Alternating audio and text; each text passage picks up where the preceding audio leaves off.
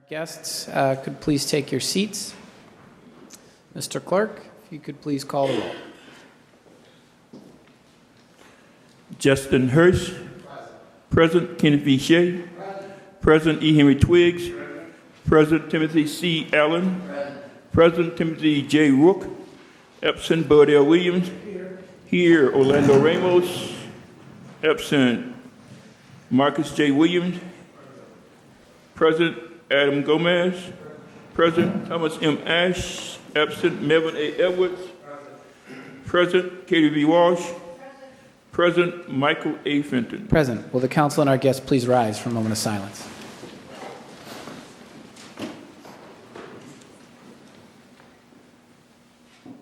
Please remain standing for the Pledge of Allegiance.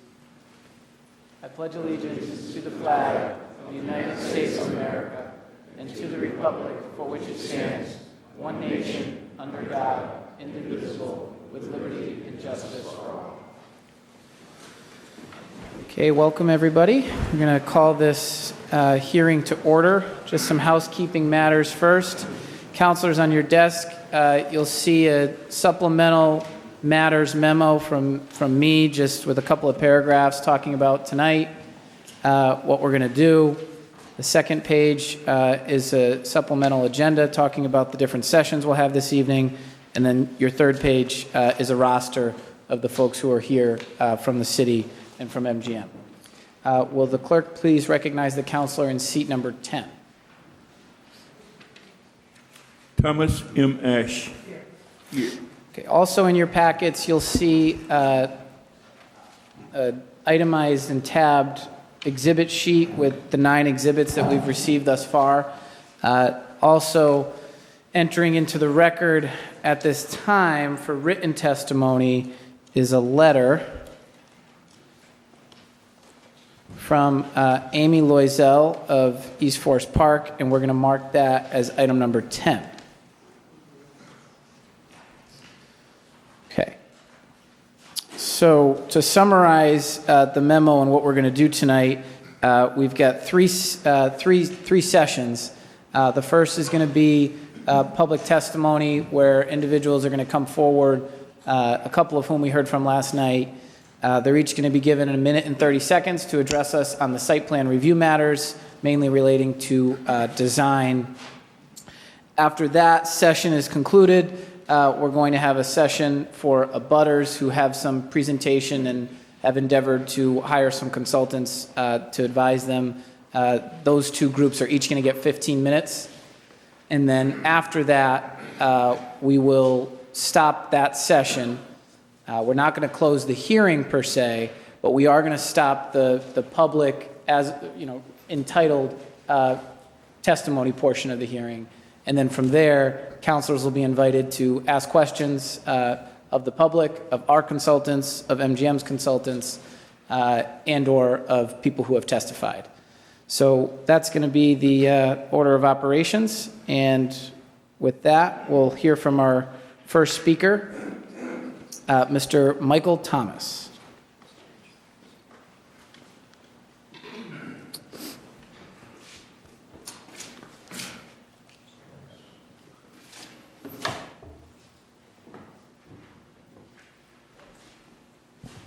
Good evening. Good evening, City Councilor President Mr. Fenton, City Council members, MGM officials, Springfield residents, and guests. My name is Michael Thomas. I reside at 101 Mulberry Street, which is probably three or four city blocks away from the MGM site. I am here to express my strong, emphatic support of the MGM site as it exists today, with existing projects already underway in the city of Springfield. I'm not going to echo some of the comments that you heard last night, but I do want to reaffirm 2 critical key comments I want all of you to pay special attention to. Number 1, no matter what the opinion is of MGM, one cannot debate or doubt the fact they are great, fantastic marketers. That's an expertise, that's a competency that Springfield needs desperately. As we move forward, I would ask each and every one of you to partner and align with MGM as we go forward. Presently, Springfield is a pass-through city. It is not a destination city. We could use their help and expertise given all the good things that are going on in the city at the present time. Number two, collaboration. I cannot stress enough the importance of no more political wrangling, no more obstacles. We need to work together as a team for the betterment of the project, for the betterment of the residents and the guests that will come into the city. The days of cars passing Springfield should be done. This should be a destination city. The other key point is we have an obligation to bring fresh ideas rather than put obstacles in front of MGM. I'm going to give you one simple idea tonight within a 20-second time period that I'm sure would be an example for all of you to think about as we go forward. And I apologize, I don't have a tripod in front of me.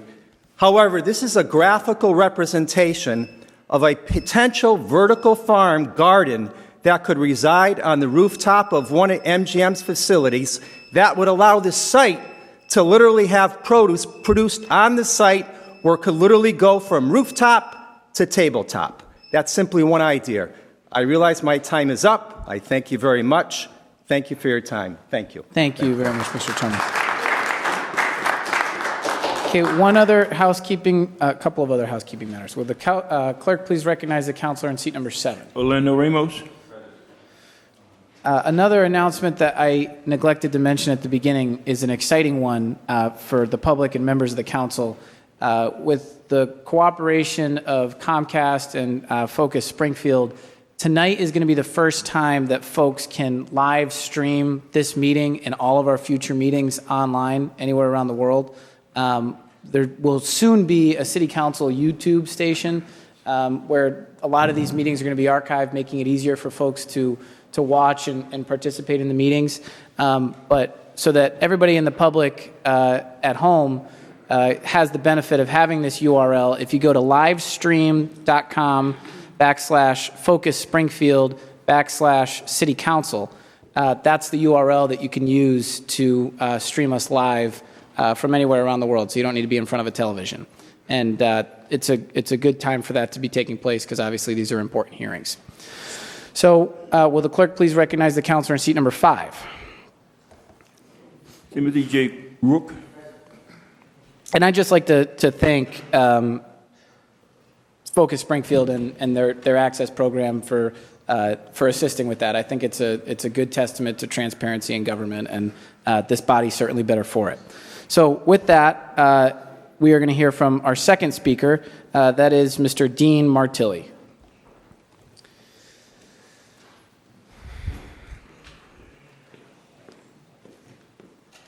Thank you, Chairman Fenton. I appreciate it, and city councilors. I'm here tonight not to speak about, the change in plans for MGM, but to just let the councilors know that, first of all, I represent Caring Health Center. It's a 501c3 community health center, federally recognized. It's at 1049 Main Street, which is directly across from Red Rose, which, we're right in the footprint of the casino program. But we've decided to put in an application to the Mass Gaming Commission Mitigation Fund for 2016 because of the issues that we've had to deal with our patients and parking and the other things that happen along with that, with missed appointments and our revenue that was down. Most recently, as some of you have seen, we had to close our pediatric center, which we had over 20 years with the Caputo family at Red Rose, and we brought those patients in, and we're trying to save those 20 jobs that were over there as well. So right now we have 163 jobs plus the 20 jobs, full-time workers that work at the center, and we see 400 patients a day. So with the change in the parking and the situations that we've had to deal with, it's causing people to miss their appointments or be late, so it's creating quite a havoc. So you have a sheet in there of what the first draft is of what we're going to submit. Mayor Sarno is in favor of us submitting an application. Michael Mathis, we've been working with him and Attorney Fitzgerald most recently to draft our plan. And so it's what this is it's not anything to do with the $25 million that's going to the city directly from MGM. It's $4.5 million mass gaming is going to allow to go either to this area for people that are in the footprint of a casino that are having problems, or it's going to go to Everett. So it's just like a federal appropriation. The money's there. It's going to go somewhere. It'd be best served helping us, in the community here. So next week, I'm going to have a sheet, and I would just appreciate if the councilors could sign on with MGM support, Mayor Sarno's support, and Michael Fenton said he's on board totally. So thank you very much. Okay, our next speaker is Tom Lott. Mr. Lott, good evening. Hi, Tom Lott, Forest Park Heights in Springfield. The design changes are great for the surrounding businesses for the city of Springfield. The South End Business Association, which consists of over 40 South End businesses, supports the current design change. The Springfield Republican printed the following quote a few weeks ago from the South End Business Association.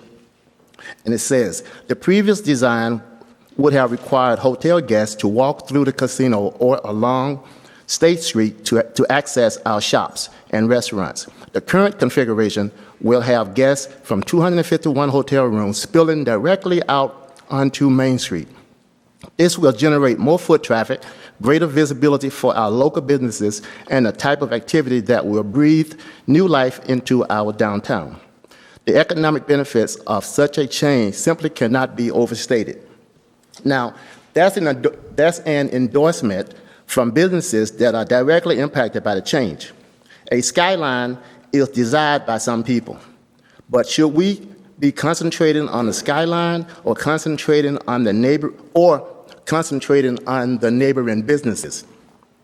If the neighboring businesses do well, additional jobs will be created for our residents and more revenue generated for the city of Springfield.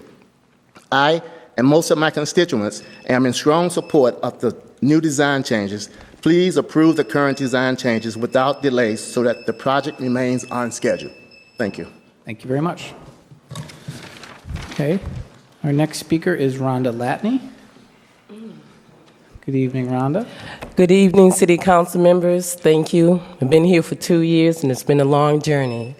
And I've been watching how we have been gathering a lot of information, knowledge, and education that 2 years ago that I wasn't aware of, and from my perspective that I saw that, you wasn't aware of as well.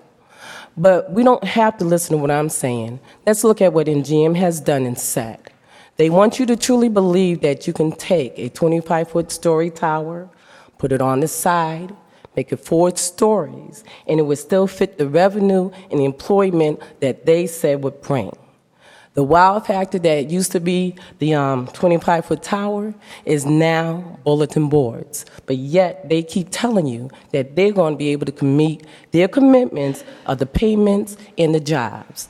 I would like you to realize you have a commitment to 150 plus people in the city of Springfield. The decisions that you make today will be determined and would affect our future generations and your future generations with what's going on with casinos across the state and across the country and across the world, that they are losing money. I would not like to be in your shoes, and what you have to do and decide a decision that you're going to make that's going to have a long-lasting effect on this city for generations to come. Don't keep getting confused with their promises that they have broken across the board. But look at the facts and make a real decision on how it's going to look in the next 10 and 15 years. And once again, are we going to be looking like Detroit? Are we going to be looking like the cities around Foxwood? Are we going to be looking like Biloxi, Mississippi, New Jersey? The casino's a dying industry. But you have to live with the decision that you are going to make, but not just for businesses, MGM, but for the future of the city of Springfield. Thank you. Thank you, Ms. Latney. Our next speaker is Mark Chekowitz.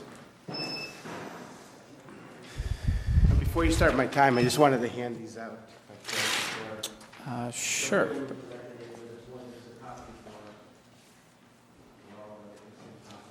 And my wife and daughter made sure to tell me that I had to look much nicer today and not as angry. They thought my passion looked much like anger. So tonight I'd like to start with an anecdote. My wife and I have a 13-year-old boy with Down syndrome, and at Christmas he got a Connect 4 game that we've been playing since. Andrew understands that he has to connect 4 to win, but although he can see what my moves are, he remains intent on his own moves because he doesn't know my intentions. He doesn't know my strategy. He's too trusting of his opponent, and he cannot win as of yet. So for the record, I'd like to state that I am in favor of the changes proposed by MGM in the hotel tower. I would like them to be able to operate profitably. They know best how to do that in terms of the hotel business. We need them to be successful. In exchange, what I would like to see our city get is a share and be a partner of their internet gaming revenue. As the host community agreement is written today, MGM gets 100% of that revenue, should there be any. I'd like to quote the chairman and CEO, Jim Murren of MGM, speaking to NBC just 2 years ago on this subject. I think the online business is going to grow rapidly. I think it is a $5, $6, $7 billion business, he said. I think it will hurt some of the brick and mortar casinos around the country that I'd call more convenience gaming, where it happens to be near where I live. That is not our business model, Murren said. I don't think people are going to stay in their home in their bunny slippers and play video instead of coming to Bellagio. Specifically what he's referring to, and I tell you this, that it will hurt the business of brick and mortar casinos like the one they are now building in Springfield, Mass. And if that is the case, they will not be sharing the revenue that is taken away from what Springfield would be sharing in. It is imperative that you look at the definitions, and I have on here what the online revenue is for New Jersey over the last 2 years. But in the definitions is the only time in the host community agreement that they refer to internet gaming, lines YY and DDD of the host community agreement. And I would like to note lastly that MGM was the first U.S. casino company to obtain an internet gaming license, as stated in their own press release. Thank you. Thank you, Mr. Chekowitz. Okay. Our next speaker is Ray Caparelli. Good evening. I know I've been here before. You're becoming friends almost. I got to put you on my Christmas list. But we hear that this project has got so many downfalls in the change of the design. But to the best of my recollection, it has not affected the community agreement with them on a financial basis. So if you knock a building on its side and I'm still getting the same money, what's my complaint? If I'm getting the same amount of jobs they promised me when the building was vertical and it's on its side and I still have the same people working, what am I complaining about? We've also seen that suddenly Union Station money was brought up to build that station back to what it was back in the 30s and 40s. The Kittredge building people who own that property have suddenly decided to knock it down and build a new project. I don't believe in coincidence. I'm sorry. MGM had to have something. And if you look at their records on their corporation, you'll see they're a very successful corporation in this company. And for those people who dislike it, you are entitled to your opinion. But there's one thing they have not presented to me in almost 4 years of listening to them: an alternate matter. When they can come up with something to replace it that will put this city back on its feet, get people to come to this town and move forward, you got my attention. But until then, it's water under the dam. Don't tell me what happened in Detroit, because Detroit has their own problems. Atlanta has their own problems. Mississippi, they all have their own problems. We're going to move forward if you people vote on this. Thank you for your time. Thank you very much. Okay, our next speaker and the last speaker of this portion is Mr. Bob Bolduc.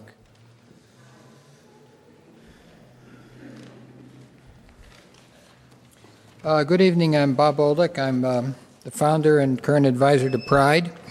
We are based in this city. We have many properties in this city. We employ hundreds of city and local people, and we pay a lot of taxes. We are the direct abutters to Union Street. We're right on the corner of Union and East Columbus, and clearly Union Street is not wide enough. We brought this to state DOT's attention maybe 4 years ago. We had an engineering firm to study it. They agreed there was a problem. The state agreed there was a problem. We brought this at the same time. The city engineers were in Springfield were involved. They agreed it was a problem, and I said, we're willing to pay for any fixes that could be done. The answer from both of them was, you can't, there isn't any room. With that in mind, you can imagine how surprised we were to see that the casino was going to make this into for one of their major entrance exits and service vehicles. It just doesn't work. It's gridlocked now, and it just doesn't work, and we've objected to this at all the public hearings with the Gaming Commission. We've also submitted written comments. I have some I'd like to submit tonight. Finally, I would point out that we are at that site now because by eminent domain, our property was taken across the street many years ago. The current property is too small. That's the best we had, and we have to live with it. If you take any more now, we're dead. Thank you.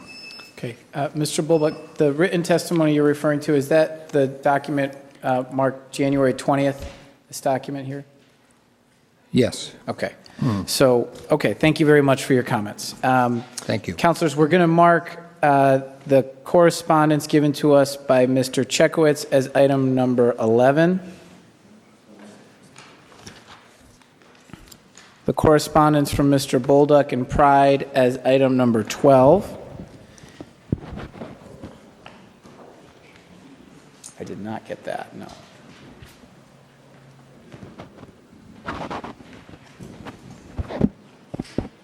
We have a rendering from Mr. Michael Tomes, which we're going to mark as item number 13. Sorry, Mr. Clerk. And we have a 14th item before we open it up to the abutters that is brought forward by Councilor Rook from a neighborhood business owner. Councilor Rook, do you want to read it into the record? If I could, please. Yep. Mr. President, thank you. If I could just make a quick comment, because Mark Chekowitz had brought up a very good point about electronic or online gaming, and it's one of the questions that I had asked the Massachusetts Gaming Commission and our consultant. If online gaming becomes legal, the Massachusetts Gaming Commission has the authority to make that part of the deal at a later date. The Gaming Commission and the federal government, if they decide it's legal, have the authority to add that into the plan. It was a great question, and it's come up before, and they had the answers for us. And if I could just read some testimony. Evan Plotkin could not attend tonight. Evan Plotkin's involvement in Springfield established public art through the Sneaker Project, John Simpson's murals across the street, James Kitchen's sculptures, and many other events. These were not simple acts of altruism. Indeed, the art component enhances the visitor's experience and promotes the cultural, dynamic, walkability, and safety of the city's downtown. MGM's commitment to further the art component of their development is very clear, and like Evan, the reason for doing this is pragmatic business decisions that make good economic sense. One Financial Plaza, which is located next to City Hall and hosts the Mass Live building, was only 34% occupied in 2008 with an art-based management plan. NAI Plotkin repositioned the property by activating the public space in the plaza and the common areas of this property, as well as enhancing other parts of the downtown with murals and sculptures. The building now enjoys approximately 80% occupancy during a 5-year period when the economy was in decline. To attract businesses to the city, a continuous effort to improve the walkability in the downtown has to be made, and MGM gets this. Retailers and developers are now taking a closer look at Springfield as they anticipate increased foot traffic with an abundant retail space and a relatively compact, walkable footprint. Urban malls have never been successful other than in major markets. MGM's outward-facing retail development is exactly what we need to reclaim Main Street and bring it back to its former glory. Suburban malls and their brick-and-mortar retail are also in decline. Cities, on the other hand, are destinations for the millennials, the baby boomers, and the right retail mix. Market-rate housing development will increase exponentially. The move of the hotel tower to Main Street will dramatically and positively impact Springfield's Main Street and the potential of retail corridor that will more than compete with the suburban malls. The entertainment and cultural components of MGM Resort will further enhance other developments in the downtown, especially retail and market rate housing. MGM's decision to relocate the housing component outside of the development footprint galvanizes this economic development vision in the downtown. Taking an excerpt from the Mass Live editorial that Evan Plotkin had written, if we, the business, political, and civic leaders of Springfield, dedicate ourselves to provide a rich, creative milieu with the boundaries of the city, we have a good chance of attracting market share of young adults graduating from the many universities and colleges in our region. It is my contention that human capital will attract businesses and jobs and is the driving force in the economic development. I believe that it is imperative that those of us engaged in buying, selling, and managing real estate take on the responsibility of helping to shape our community into one that is attractive to investors, individuals, and companies. Investment in Springfield's future is a matter of individual and public vision. There is a great potential for developers who recognize the importance of cultural developments to take leadership in the renewal of downtown Springfield. MGM has positioned themselves as a leader in this regard. Submitted by Evan Plotkin, NAI Plotkin Real Estate. Okay. Thank you, Mr. President. Thank you very much. So that'll be item number 14, and that will conclude the first session of this night's hearing. The second session in your agendas is for abutters, and we have two that are signed up to speak, both in 15-minute increments. We will first hear from Jay Michaelman and his group. So, Mr. Michaelman, give us a second to adjust our clock. If I could have a minute introduction, Please. Mr. President. Thank you before we start the time. Jeff Burstein, I have a business Burstein Law Offices at East Columbus Ave, in between the proposed entrance and exit. Thank you, Mr. President, for allowing us to speak, and city councilors. We appreciate you hearing us and hearing our concerns.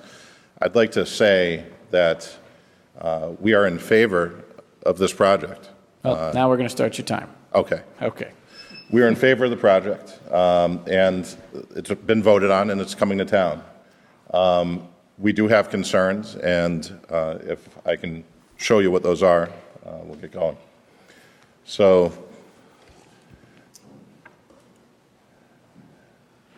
our property is in between the proposed entrance on Bliss Street, which is the green arrow, and the exit on Howard Street, which is the yellow arrow. Now, you'll see in later slides that what's going to happen is they're going to cut the corner with Bliss Street and bring it closer to our building. We are essentially going to be put in a rotary. Mr. Burstein, I just want to call the council's attention. Exhibit 6 in your packet is the mitigation request document from Burstein Michaelman. That's correct. And we will submit the slideshow by email, as well as a speech, and request that we be allowed by the end of the week to propose our own findings to maybe help the council along if indeed they understand what our mitigation issues are. Thank you. What this shows is the blue shows what the gaming establishment is that was determined by the Gaming Commission, okay? The yellow was around our site, which is now in red, and that shows what the project site was in the host community agreement. As this council knows, we were the first amendment to the host community agreement when our property was cut out of this project. And really, nothing was changed in our area on the site plan to accommodate for that extraction. This is a slide that, from that meeting where we were cut out, and Attorney Pikula, I'm going to quote, said, "I suppose I will say this, the owner of this property has some points, some arguments, some fears, which probably all of us would share if in fact we're going to have some problems with site plan review. But I would suggest to you that any concerns, whether they be about traffic, circulation of traffic, or anything else that might be raised, they're properly raised before this body." Now I'm paraphrasing, but to get back to the quote, But when we do talk about them, I want to hear from the Michelmans. I want to hear from their concerns. I want to hear them to express their concerns to this body. And I want this body to be responsive to their concerns. That's the city attorney, and that's the quote from him. And those concerns go beyond traffic. They go to parking and other issues. So Springfield Zoning Ordinance 8510 requires the casino development to contribute positively to the built environment and ensure effective public services and a high quality of life for nearby businesses and residents. We have been at this location continuously for half a century. We have owned 2 businesses there, our families, for half a century, 50 years. We are the built environment. The proposed site plan is dangerous to public safety, and I'm talking about in our area, fails to protect the built environment. It eliminates public safety at Parcel 14 and on East Columbus Avenue. It eliminates public services at Parcel 14. It eliminates access for residents, occupants, pre-existing businesses at Parcel 14. We have apartments, 5 apartments at this location. We need people to be able to park. They need to bring in groceries. They need to access it. They need to park overnight. I ask MGM, where are our tenants going to park overnight? Hopefully they can answer that question. Where are handicapped people going to be able to park? I hope they can answer that question. There's been parking along, well, I'll get to that, but fire rescue, emergency vehicles, we're entitled to quiet use of enjoyment of our property as well. They're going to put big generators behind the property that are going to be noisy. They're going to have to test them. The proposed site plan eliminates MGM's promise to the city. What it does is MGM's promise to the city to add traffic lane at Parcel 14, which was part of the original traffic study recommended by TEC. 20 to 25,000 new cars coming by a day. There was supposed to be a lane that was going to slow those cars down and turn into the project. They eliminated that.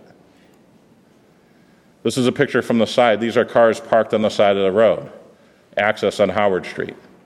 Vehicles exiting, now cars are going to come out of that garage. They're going to eliminate that parking. Those vehicles must turn right onto East Columbus Avenue and merge into traffic, which is going straight. Some of it's going to be cutting across, creating a potentially dangerous situation. Prior to the arrival of Blue Tarp, we had parking at Robbie's Repair. We paid for some parking for ourselves. We also enjoyed parking and access on Bliss Street, which is in the white on the left there. It actually spanned the entire street, but we showed where our clients and our tenants would park. We also had parking on Howard Street for our clients and tenants. Those were a combination of metered and 2-hour parking. Those are all going to be eliminated as part of this project. No place for our clients to park. No place for our tenants to park.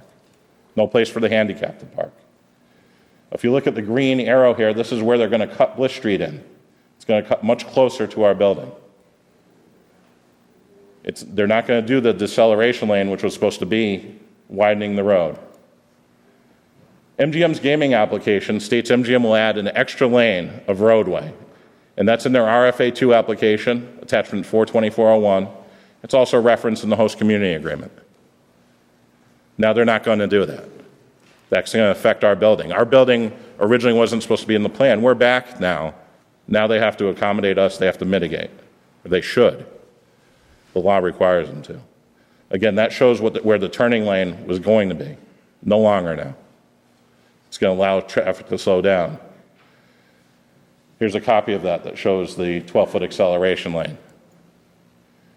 Here's a traffic study. TEC recommends the following improvements to mitigate the impacts of new vehicle trips. This is their own expert.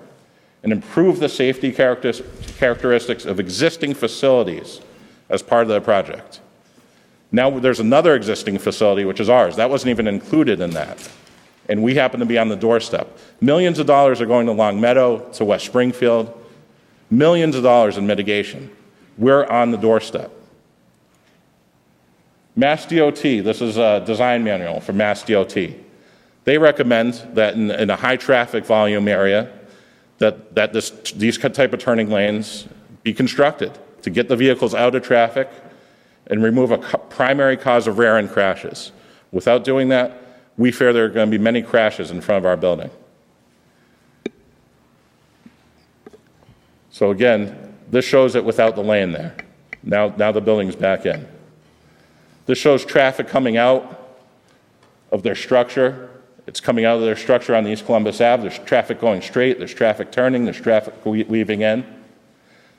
These are their generators, by the way. They're located right behind my building, where I have the only residences in the 3-block area.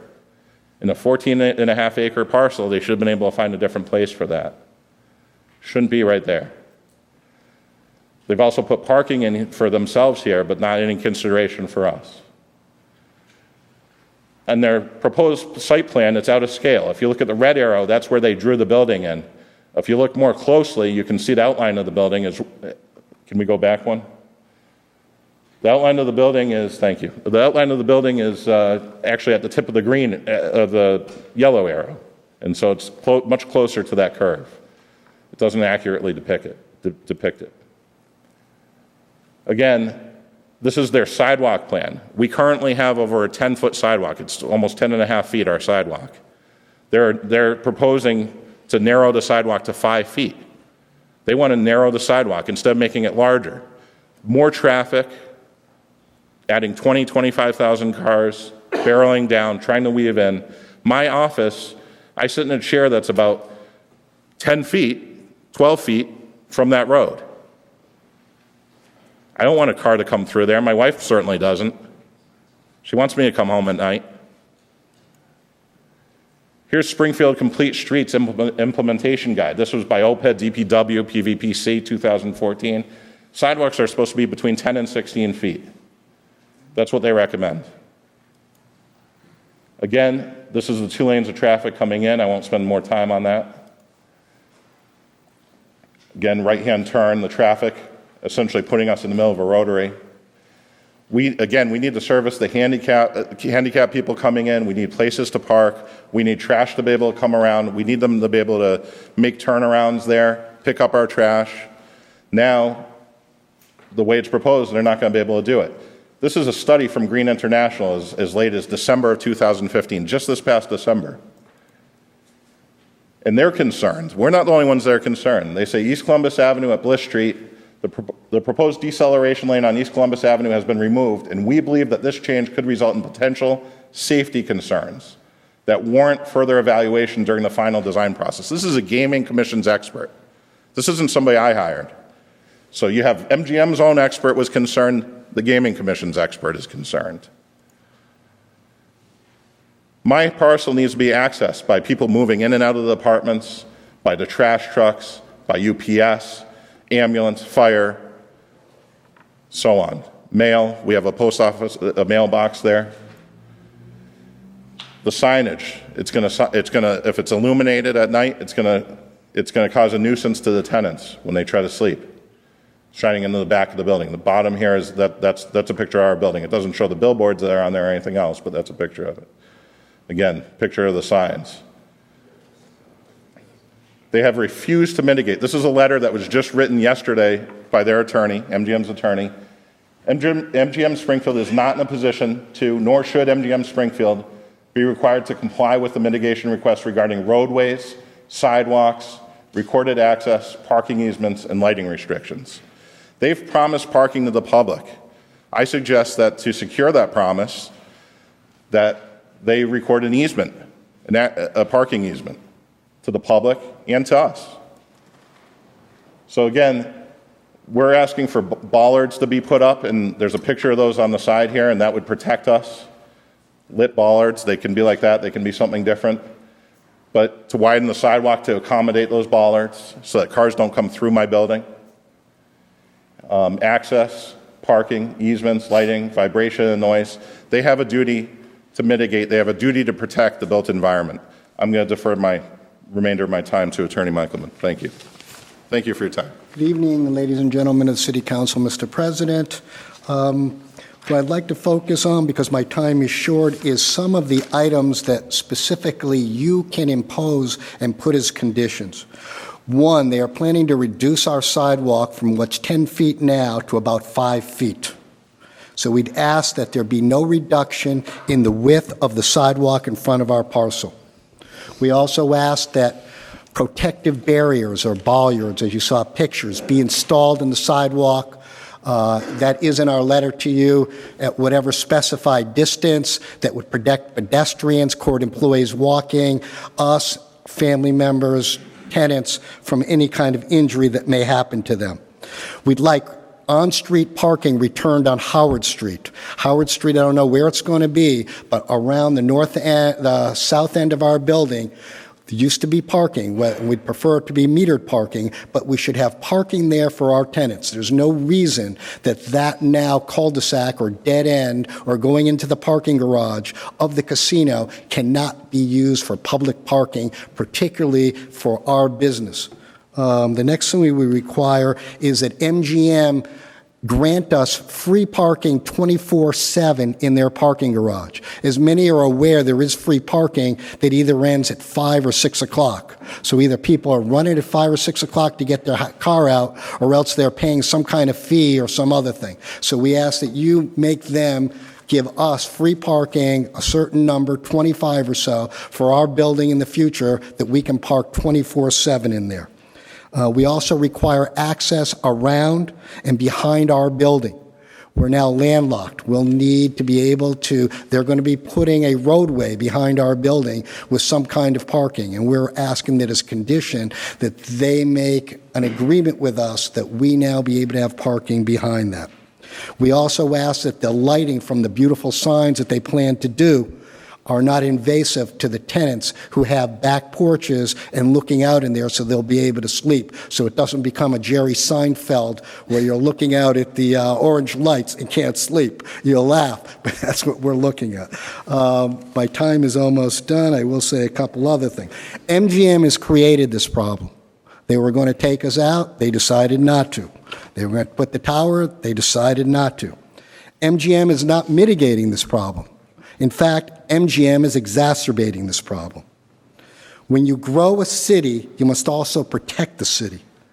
You have each received the mitigation request on parcel 14, much more intensive than I have just said. Please study those.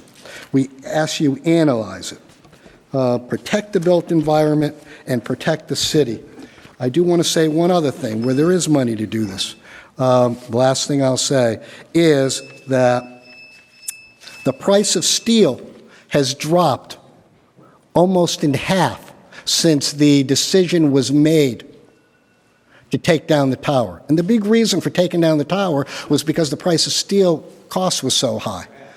And what I would suggest is with some of that money that they're saving on that building, that they now use that for public safety improvements, road improvement, and protecting the built environment. Thank you very much, ladies and gentlemen. Thank you.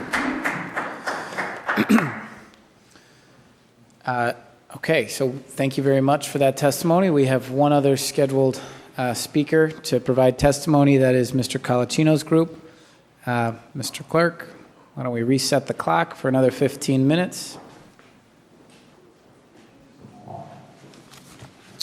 Good evening. Good evening, Mr. President, council members. My name is Attorney Robert Cunningham with Robinson Donovan, and I'm here with Todd Morey. He's a vice president of the engineering firm Beals & Associates in Boston.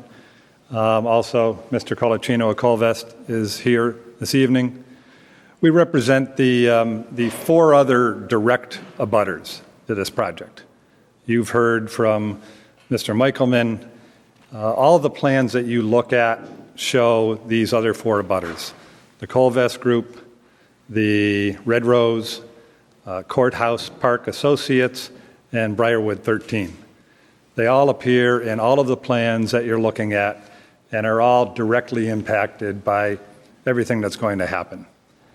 Just as a preliminary matter, Mr. President, we submitted a letter yesterday with proposed conditions to be added. I don't believe it was added to the record. I just wanted to make sure that was added, our letter submitted yesterday afternoon. Okay. Mr. Clerk, can you pause the time for a second here?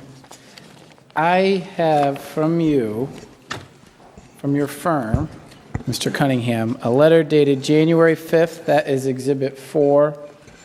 A letter dated January 12th, that is Exhibit 5. Correct, and reference was made at last night's meeting to the letter you received yesterday, which is the one I'm speaking of, and I just wanted to make sure it was posted in the record. It was not, so we will take that. Okay, let me get my bearings here. We're going to have copies of this letter made. This will be item number 16. Item 15 is going to be the PowerPoint that Mr. Michelman and Mr. Burstein are going to email me. So if we can have staff make a copy and pass that around, that'll be item number 16. And I have one other addition to request Okay. as part of tonight's presentation. Sure, please come forward, give it to the clerk. These are comments on behalf of this group of butters to the conditions that were submitted in Mr. Poole's draft last week. Thank you. Okay, so that will be item number 17. Mr. Clerk, you can restart the time. I think we all, the people here know who these abutters are. They have been working for the past 2 years, working with the city, working with MGM, working with every regulatory body that they've been pointed to try and get their concerns heard. Some have been heard, but yet they've seen very little action in response. We also have heard, and there's been plenty of talk about all the mitigation that's gone out to surrounding communities, the payments that were made as far away as Holyoke and Ludlow, but nothing has been done by way of mitigation for these abutters that are immediately in the shadow of this project and are going to be affected every day during the construction period for several years and during every day that this project is going to operate in the future. We also know that you're taking on a great and huge burden in trying to digest this entire project and all its enormity and all the changes that have been thrown at you with changing the tower and in moving, market rate housing elsewhere. All of those are the big changes. But we also know that the devil is in the detail. And it's those details that these abutters are most concerned about and don't believe are being addressed properly.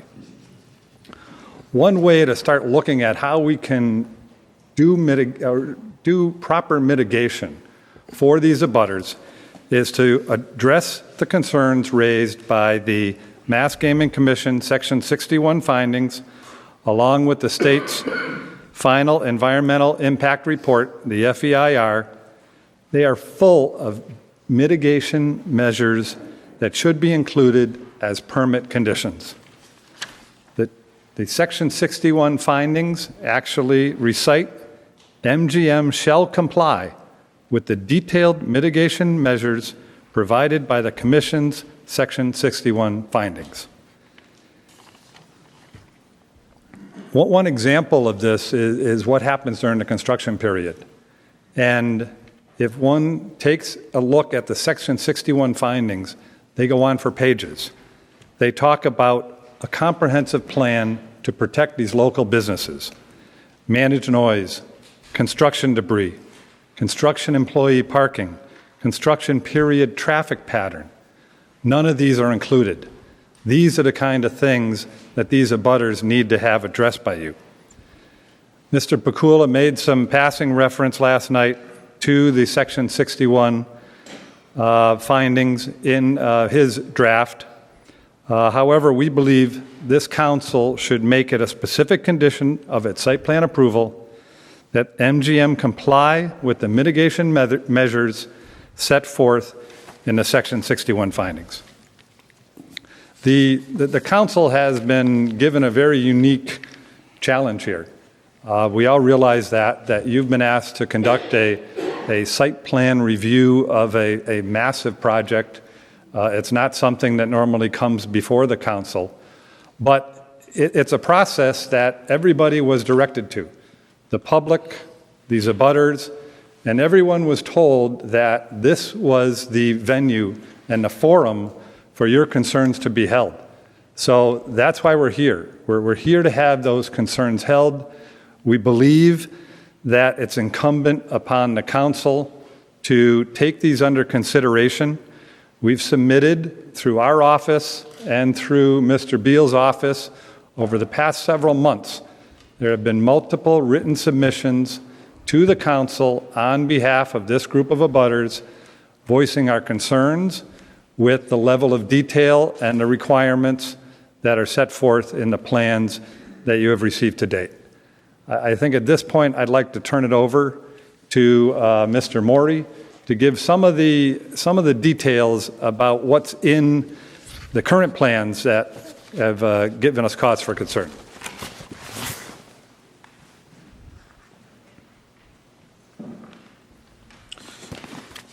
Good evening, Council President, members of the Council.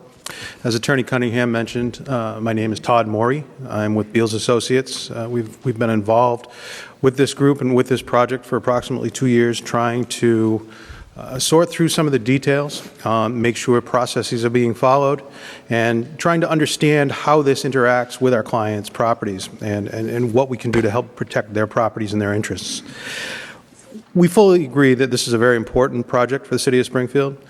We think it's a monumental undertaking by both MGM and the Council and the residents and citizens of the city. But we also need to recognize that there are processes that have been put in place to protect the citizens and the direct abutters to the project. As I said, we are here to discuss some of those concerns. One of the functions that these processes are meant to work through is protecting the abutters who have to deal with any impact this project has on a daily basis for the rest of the time they own that property. MGM has pointed out several times that they and their representatives have met with the abutters several times, which they have, to discuss the issues that are surrounding this project. To date, there are several issues that still remain unresolved, and I'd like to go through just a few of those that we've pulled out of the plan set. We're not trying to pick their plans apart here. As I said, we support the project fully, but we do want to point out some of the large concerns that we have.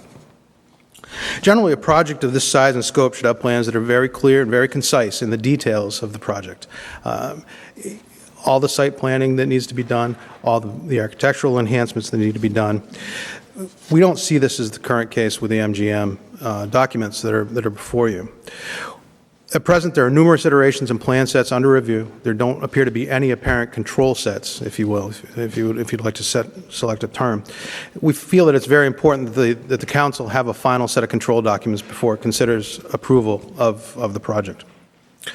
We've met with Blue Tarp on several occasions and have emphasized the importance of discontinuing Howard Street from the garage to East Columbus to minimize the impact of vehicles exiting the garage on both sides of the Colvest Columbus LLC property. It was noted in the FEIR certificate. The Secretary noted, I note specific concerns expressed by Colvest East Columbus regarding the potential for cut-through traffic exiting the project garage onto Howard Street. This issue has not yet been addressed. We request that the site plan address these issues before the council approves it. Courthouse Park Associates and Briarwood 13 are concerned about the current garage entrance and exit and how it's aligned directly across Bliss Street, from their curb cuts. It provides a very convenient cut through to State Street, and we would recommend that the garage entrance be shifted closer to MGM Way such that it can be offset with those curb cuts. It would help to kind of discourage those cut throughs to State Street. Internally in the garage, the ramps would be straightened and shortened, which would facilitate movement of cars into the garage and reduce the likelihood of queuing on Bliss Street. The site plan should confirm MGM as a public way. It's been repeatedly stated that it will be a public way, however, the site plan is very vague on it. We would also like clarification on which Howard Street cul-de-sac on the northern side of the project would be constructed. The site plan set shows two different versions of it. One is a symmetrically round cul-de-sac, and the other one has a straight edge on the southern side. We want to know which one it is.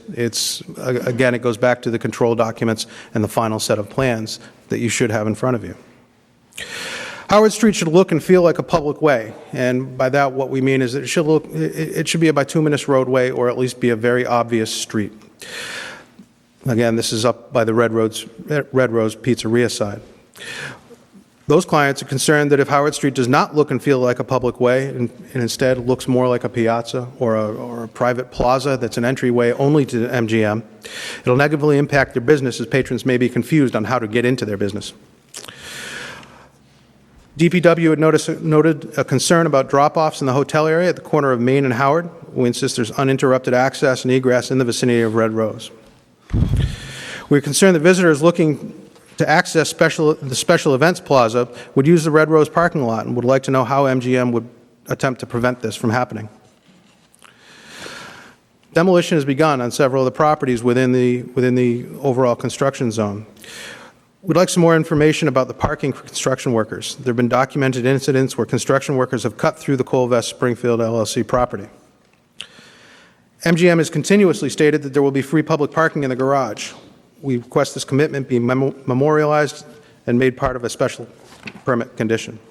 I think you heard earlier from another abutter regarding that same issue. I just want to reiterate, we agree that this is a spectacular project and an important one for the city of Springfield. As this project has progressed, the city has adopted a process that is intended to protect the interests of citizens and the abutters to development. We are not here to pick apart MGM's plans. However, as this monumental project moves forward, we want to ensure that the process that the city has put in place is functioning as intended. Just as a reminder, one of those functions is to protect the direct abutters who will have to live with every impact this project imposes every day. Thank you. I'd like to turn it back over to Attorney Cunningham.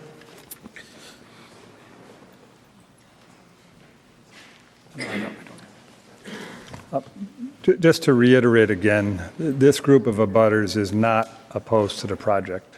They support the project. They want it to succeed. But they want to avoid conflicts in the future. And the way to do that is to use this process and make sure that you fully vet the plans and conditions that are going to be imposed upon it. We don't think this should be considered for final site plan approval at this stage. We believe this hearing should be kept open for as long as necessary, and that we can be assured that we'll see a more comprehensive set of detailed plans and conditions that'll be established. I believe some of the points that Mr. Morey made support this. If you go ahead and render final site plan approval at this time or in the next few days, you then take away any further opportunity of the public, the abutters, and even the council to have input on what's going to happen. That will be the final site plan, and that will control going forward. And the opportunity will not be there for these considerations to be heard. In conclusion, we request that you continue your site plan review process until remaining conditions to protect the public and the abutters can be put into the project requirements. We saw a first draft yesterday of what was to be proposed conditions. I believe they need a lot of work. We have offered and submitted many proposed conditions ourselves to support and assist these abutters. All we're really asking is that the review you conduct in this site plan review process be the same that any other Springfield property owner would be required to go through in developing a commercial project in this city. We know what the zoning bylaws require. We know the specificity of what's required in the plans and conditions. And at this point, we do not believe this project has met that threshold. And we therefore don't believe it's ready for final approval. Frank, do you want to say anything further? Okay, well, thank you very much for your consideration. Appreciate it. Thank you very much. We'll take that testimony. Okay, councilors, so that concludes that second session of tonight's hearing. So let me explain to you what we're going to do next. We're going to keep the hearing open in your packets under session number 3, which will be the last session for this evening. This is the opportunity for council commentary and deliberation. What that means is For tonight, we're stopping any as-of-right testimony. So there's no more right for the public to come forward and speak. There's no more right for the applicant or city consultants and agents to come forward and speak. If any members of the council have questions for any member of the public, our consultants, MGM's team, or the city's team, certainly you have the ability to ask them to come forward to answer those questions. I am going to ask that with the time that we have left, based on the amount of public testimony we've already received, that we direct all of our questions for the remainder of the evening until there are no others to our city consultants who are here from Chicago for planning. The reason for that is every other consultant that is a consultant for the city will be available at our 2 hearings next week, except for those planning consultants. They have a conflict next week and will not be able to be with us. They are the most important consultants for site plan review. Their report is exhibit number 2, and they are the Chicago Consultants Studio. On the roster you have for tonight, it'll show you that there's a Kim Galuska who's here to represent them. So I know we've got a lot to cover. We've just taken in a lot of testimony. We're going to open it up to the council now. If there's any councilors that would like to make some statements or have some questions that they'd like to have directed towards those consultants, mainly the planning consultants, Chicago Consultants Studio, Inc., we'd entertain that at this time. So, Councilor Allen, you can go first. And then Councilor Walsh. Excuse me. Thanks, Mr. President. It seems to me that we've heard so much testimony tonight from abutters. I mean, there's a lot of places we could start with this. We could start with traffic or the tower or the apartments, etc. It seems logical to me to start with the abutters because that's what we've just been presented tonight. And I'm curious myself as to what our strategy is. There's been a lot of different things presented about abutters' concerns and requests for mitigation, conditions that can be put in, etc.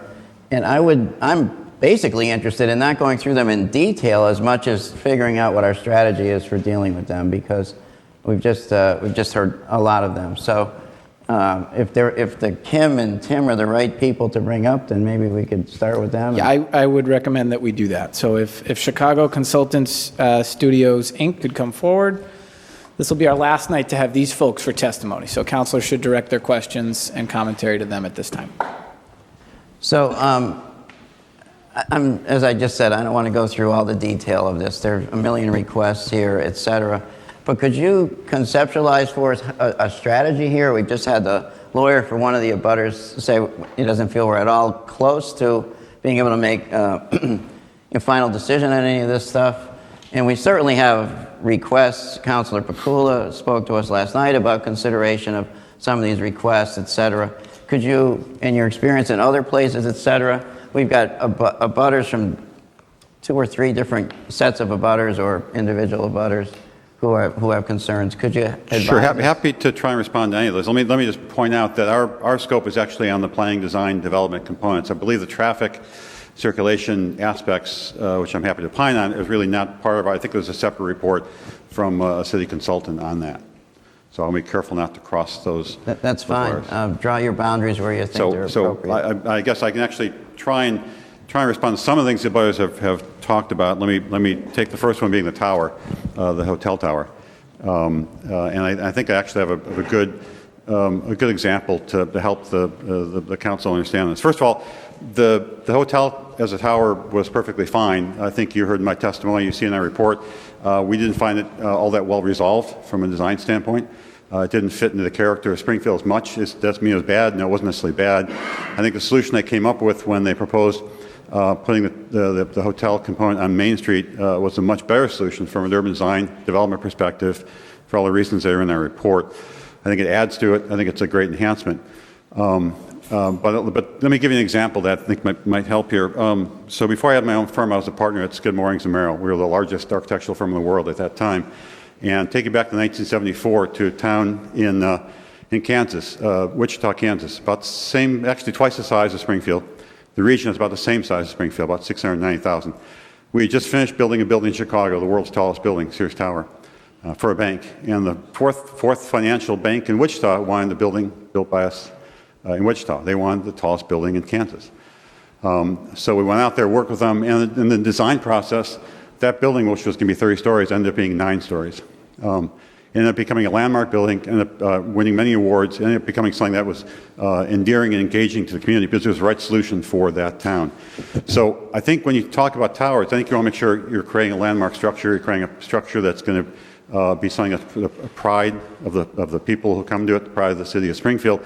And I don't think high-rise or low-rise. And what happened in Wichita back 40 years ago is a good example of that. They realized that height was not the thing that they needed. What they needed to do was actually create an atrium, and it became something that was a community center. It became something that was really a source of civic pride. So I believe the hotel tower issue is really just a matter of the fact what MGM has come up with, in our opinion, is a much better solution to the solution they had before. So we need to talk about the tower, and I'm happy to talk about it, but do you have any, and thank you for that, Sure. But do you have any comment on the abutter things that came up tonight? Not just, you said you're not the traffic consultant, Right. Trying to maximize your time, because you're Sure. not here. I believe the majority of the butters' objections or issues are dealt with traffic and circulation. And mostly traffic. They did raise the whole issue of residential off-site, and again, residential off-site, in our opinion, is not that residential can't be done on-site. In fact, we're very pleased to see MGM incorporate residential into a casino project. Since this is meant to be a very precedent-setting type of urban casino project, we think it will be. When they suggested putting it off-site, we see that as a way of cloud seeding other areas in downtown with residential, and really a very valuable tool for the city and city planners to use to help bring other investment in terms of market rate residential for sale or rental. So again, we see that as a positive thing, and not really a negative issue to any of the abutters.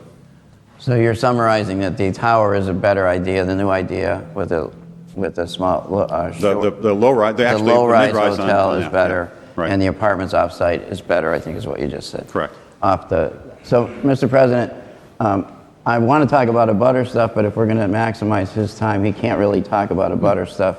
He's not the right person. So I defer to anyone else who has comments for Kim. Councilor Walsh, and then we'll hear from Councilor Williams.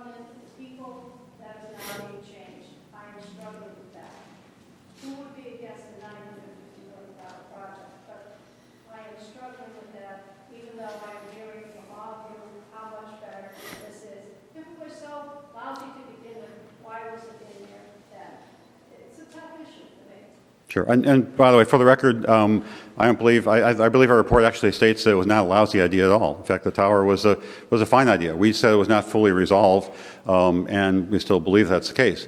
What we did say in the report, and actually I just said in the testimony a moment ago, is actually a better idea to energize Main Street and put that energy from the hotel traffic onto Main Street in the mid-rise configuration. Not at all a lousy idea.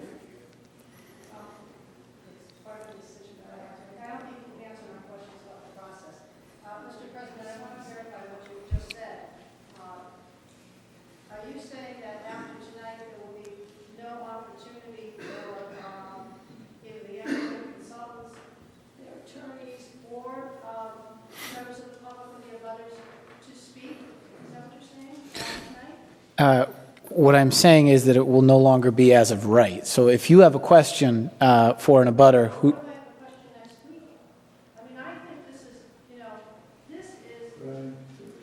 huge, exciting project for the city of Springfield.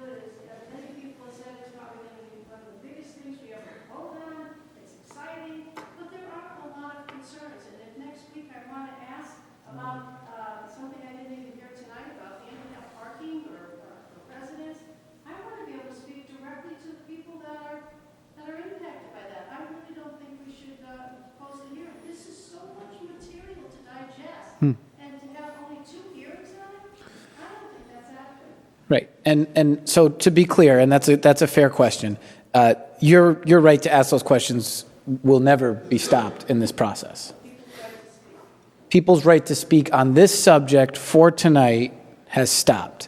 You can ask questions of members of the public or our consultants at any time in the future.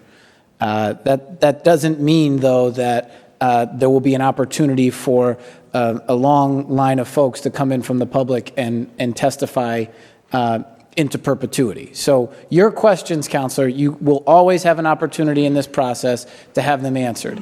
It is my intent at the end of the testimony that we received tonight to have a discussion with the council and to make a proposal as to the next meeting.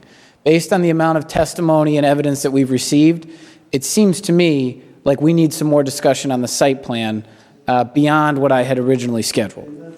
So it's my recommendation, and since you've raised the issue, we'll address it now.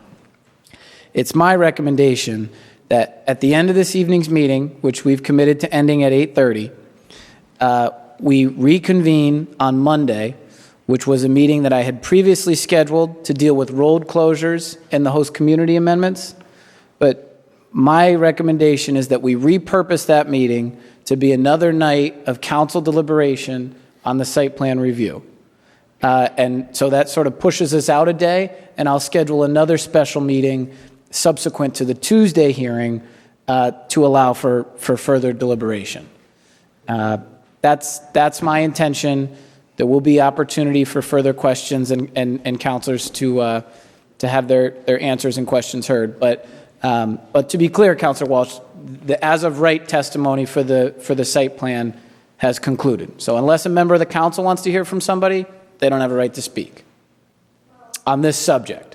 When I open up the hearings for the road closures, again, the public will begin an as of right hearing process.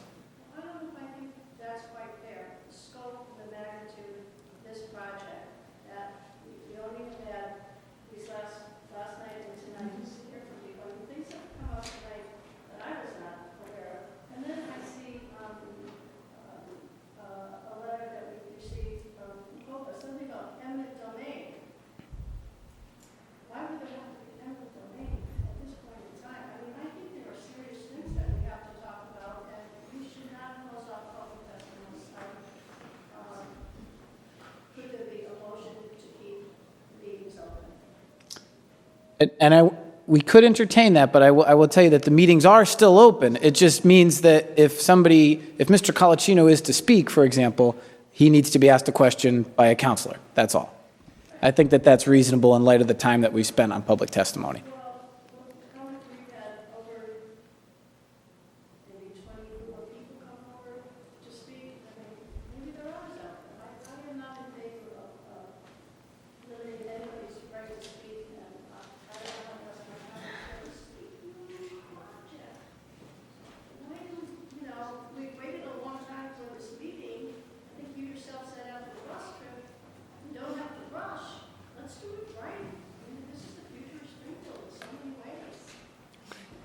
So what I would suggest, and then we'll hear from Councilor Hurst on this subject. What I would suggest is that if it's the council's will that we keep the public session open, then at the next meeting, I will begin with receiving more public testimony before we begin council deliberation. It's just a question of, there has to be a point at which it stops. And, this is my best recommendation based on what I felt was fair. The abutters indicated that they felt that a 15-minute time period was fair, so they aren't aggrieved in any respect. And members of the public who didn't have the time that they wanted last night were offered an opportunity to come tonight. So, Councilor Hurst.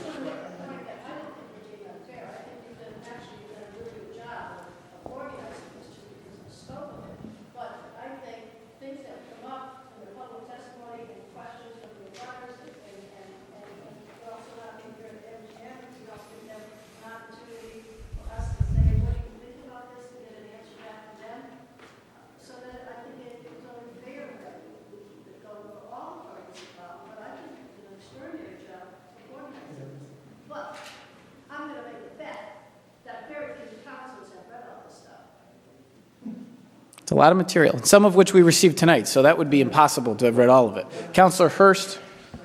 Well, just speaking to Councilor Walsh's point, I think it's an excellent idea, and to what you said in terms of meeting again the following Monday. I think this will give us ample time to sift through the documents if we haven't done so already.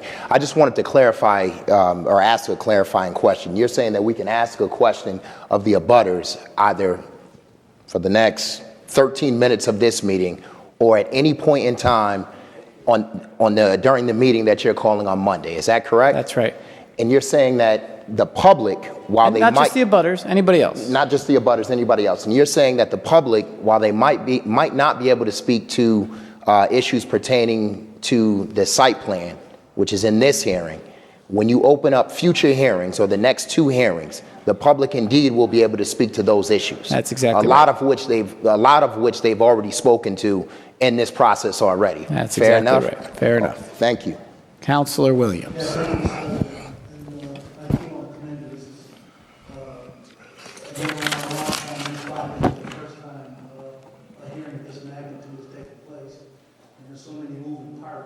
Within this, that it's very difficult, but Council Walsh makes a good point. It would be like typically if we were doing a zone change, especially if things came up, you refer it to committee and you sit and you talk about it. I do have a question on the hotel. Where was the consultant? And on Councilor Walsh's, and people have, and I want to thank the public for coming out for testifying that, you say it didn't make any difference. Well, that project in Wichita was a private project, which they could do anything they want. It wasn't a public project. I think the irony here and the real tension is that this is probably one of the only casinos in America that was voted on by design of Governor Patrick and the legislators and their wisdom. So there would be public input. Typically, these are private deals, and the government signs off. But this one is a little unusual, with the citizens voted on something that they saw on a presentation. And folks are so cynical of government now, and that's part of the problem. That's part of the tension. A lot of people come down and say, oh, forget it, it doesn't mean anything. People voted on it, and you know what people are? They say, I voted on X, and you're giving me, I voted on a Mercedes, and I'm getting a Caddy. You've changed. That does create tension. Now, a lot of folks came down to testify for it. There's a lot of people that are against that, the change. You have to understand that. That's for real. You just pretend like it was like Councilor Walsh said, that, you know, we thought about it a year later that it wasn't a bad idea. It just didn't fit the scope, which if you go to an average Joe Six-Pack on the street and say, Councilor Williams, that doesn't make any sense. I'm not a consultant. I'm not an expert, but that just doesn't make sense to me. I mean, how do we respond to folks like that? Sure. That voted on something now. Right. They voted this. And my last point, that if you didn't have that wow factor, it might not have passed. Because remember, West Springfield shot it down. Holyoke never voted on it. Palmer shot it down. Folks didn't want a casino, but Springfield residents voted for it. They voted for something because there was a wow factor. To me, hotel, 25 stories, 5 stories, doesn't matter to me. I'm more interested in the host agreement for the jobs. But I do know it does matter to citizens that voted on something and you're giving them something else. That's what I'm having trouble with, articulating that to folks I deal with in the churches, the supermarkets, the banks, gas stations. They're still saying, don't let those guys get away with that. They tell us they're going to give us this, now they're giving us that. That creates tension. It really does. All right. No, and I fully understand that. And let me try and respond within my expertise. The example I was using from Wichita actually was not really a public or private sector example. What it really dealt with was the wow factor. The people of Wichita thought they were going to get a wow with the tallest building, just because Chicago just built the tallest building in the world. And all I was trying to explain is wow is not necessarily height. WOW is an enduring quality of landmark quality. It's quality materials. It's the quality of design. In this case, actually, it was an atrium. It was a 9-story building. It was much more appropriate in that. So it was part of the design process. So I was just trying to explain the wow factor comes in many different ways. It can also come in this case, quite frankly, from a design perspective. The wow factor of this project, whether you build 5 towers on the site, is really going to be the garage facade along the expressway. That is really your wow factor. That's what 99% of the world coming to, passing by, is going to see of this project. If Springfield were not a high-rise city, I mean, Springfield is not on the prairie, and has many high-rises, and this would have been one of them, I probably would have had a different opinion when I assessed this. So our assessment was really to help advise the city and actually the citizens of Springfield, are they getting something better or is it being diminished? And let me reiterate what's in the report. If MGM were diminishing the project by reducing the number of hotel rooms, I think that would have been a serious issue. I think the hotel rooms actually up at an energy allows you to get new business. Having done the expansion of many convention centers, I think the convention businesses can actually expand for the city. Meeting business, as you heard from the head of the convention bureau last night, is really can be one of the golden opportunities here. So I think the hotel is very important. So if they were diminishing the hotel by reducing its size, I think that would have been an issue. If they were diminishing the quality from a 4-star to a 3-star or 2-star, I think that would have been a serious issue, and we would have assessed that and made that comment. I think it's just, well, all we're saying is not trying to decide what the people of Springfield want. We're just saying that from a professional standpoint, from our experience, and I think the Wichita example is a good example, the proposal as it stands now is actually a superior proposal. That doesn't mean the previous proposal was bad at all. In fact, we would have said that if it was bad. But why not suggest that in the beginning and not in the end? No, we didn't. That's what I said. The proposal in the beginning was not bad. I mean, high-rise tower would be fine here. I think the notion of doing a mid-rise tower on Main Street adds more energy to Main Street, and it's actually a better solution. That's all. It's better. And then, one more minute, and then what happened after that, it was revealed that this was reduced without anyone really knowing, and it was a firestorm that hit. So as I said in our report, we did a separate analysis of all the numbers. We didn't rely on MGM's numbers. So the hotel is not being reduced, neither in size, number of rooms or in its quality. I mean, those are questions we asked them. As I said, if they went from a 4-star quality hotel, which has very specific requirements in terms of its amenities, who it's going to get, who it's going to attract, and frankly, who you can attract for convention and business meetings. So if they reduced it from a 4-star to a 3-star, that would have been far more negative than whatever size or character of the hotel. So they did not reduce, from our assessment, did not reduce the number of rooms nor the quality, the 4-star quality. Two very important issues. The rendering and the blueprints and the stamp deal. Now, the last point on the housing, you said you thought that was a better idea. The housing on top of a hotel shouldn't have been presented in the very beginning. No, not at all. I mean, the record is clear in our report. It's not that it shouldn't be presented. We think the notion of including residential in the casino project was a unique idea by MGM, one we applauded. Especially in a city that's trying to rejuvenate its downtown residential population. And that's coming from someone who moved back into the inner city 31 years ago and has walked to work for the last 31 years. So I think in-town residential, market rate and for sale and rental is very important to the life of a city. What we really were saying is that deploying that, that's really an asset for the city, deploying that in other locations. So whether it goes into the Elm Street project to help Courthouse Square, or whether it gets used to renovate some historic buildings and fill a vacant teeth in some elsewhere in town, that becomes a more valuable tool, a more helpful tool. I'm going to say this and I'm going to sit down. You just said something in your own public testimony that was a unique situation. The inclusion of residential, yes. Yeah, that was unique, and maybe Correct. that was part of the whole project. That high rise, the hotel, 25 stories, and the apartments on top was unique, and that was part of the sales pitch that MGM used. Okay, let me correct the record. The high-rise hotel is never unique. Sir, Councilor Williams, do you have a question on the floor? No, thank you, Mr. President. Just in terms of, based upon his own testimony, he said that was unique. So most of this project, starting out, was very unique. It had a lot of unique things. And I'm not saying MGM, we want the project, but there's tension between reducing and my point being, what would you suggest in terms of mitigation when you reduce something? Should we get something for that? Should the city get something for that? So let me be clear on the record. Because we have the project already, right? We have the project. You reduced the project. Should we get something for that reduction of that hotel? Let me be clear on the record. The high-rise hotel is not unique at all. It's never been. I mean, that's what you said. I did not say that. The notion of including residential in the casino project. You said unique proposal is what you said. What I heard you say. That was regarding the residential. Yeah, you said it was unique. The residential, not the hotel. The residential on top of the hotel was unique. The residential was never on top of the hotel. Well, That was never part of the proposal. Okay. Anyway, so let me try and get back to your point.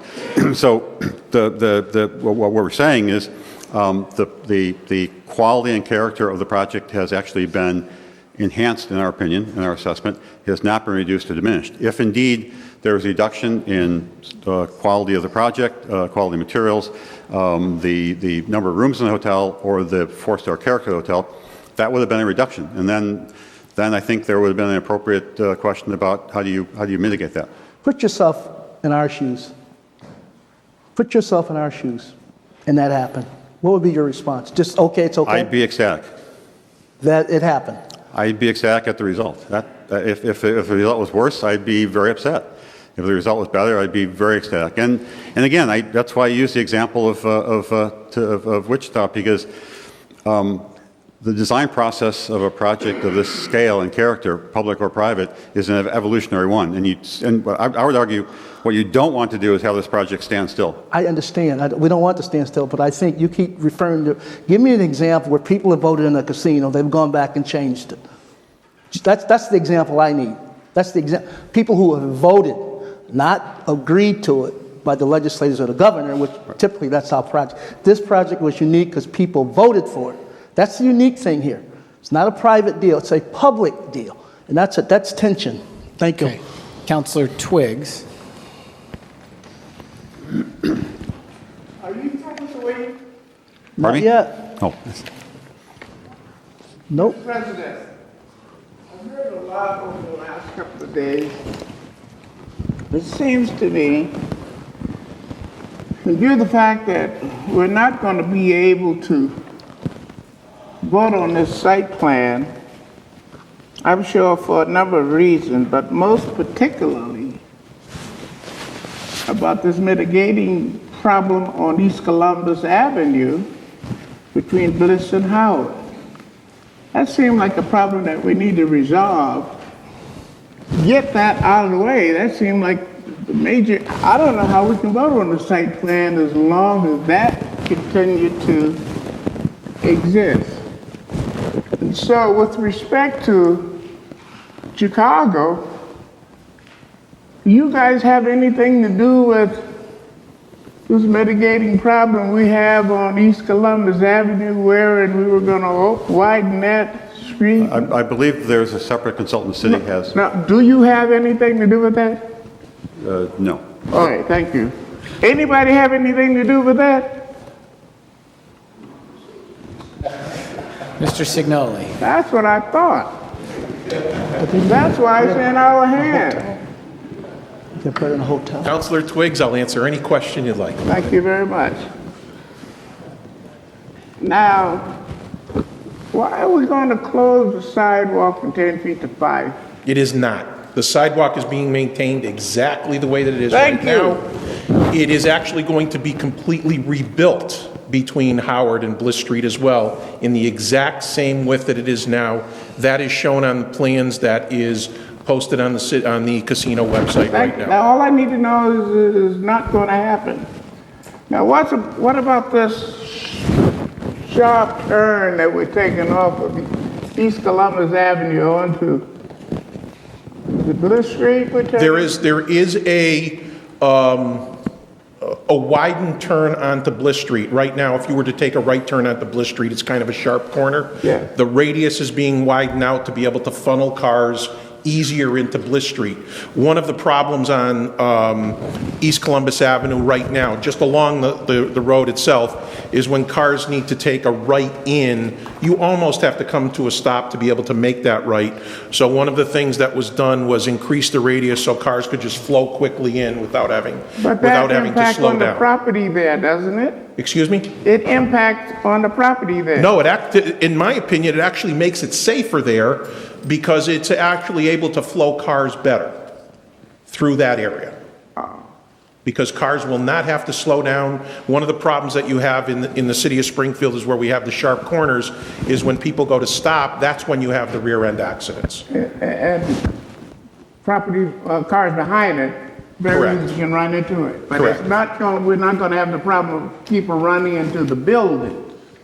Well, I know they do that, but I'm going to yield to my colleague, Mr. Shea, because he wants to talk about some of the same stuff. Okay, and we're going to hear from Councilor Shea right now.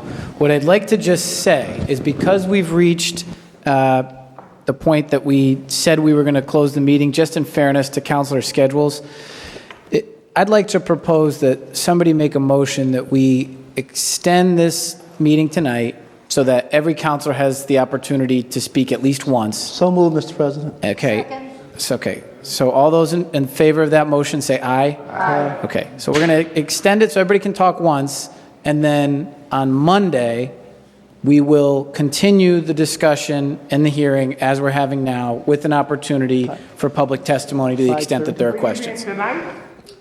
No, we'll continue it on Monday. We'll continue what's happening tonight on Monday after everybody has the opportunity to speak at least once if they'd like.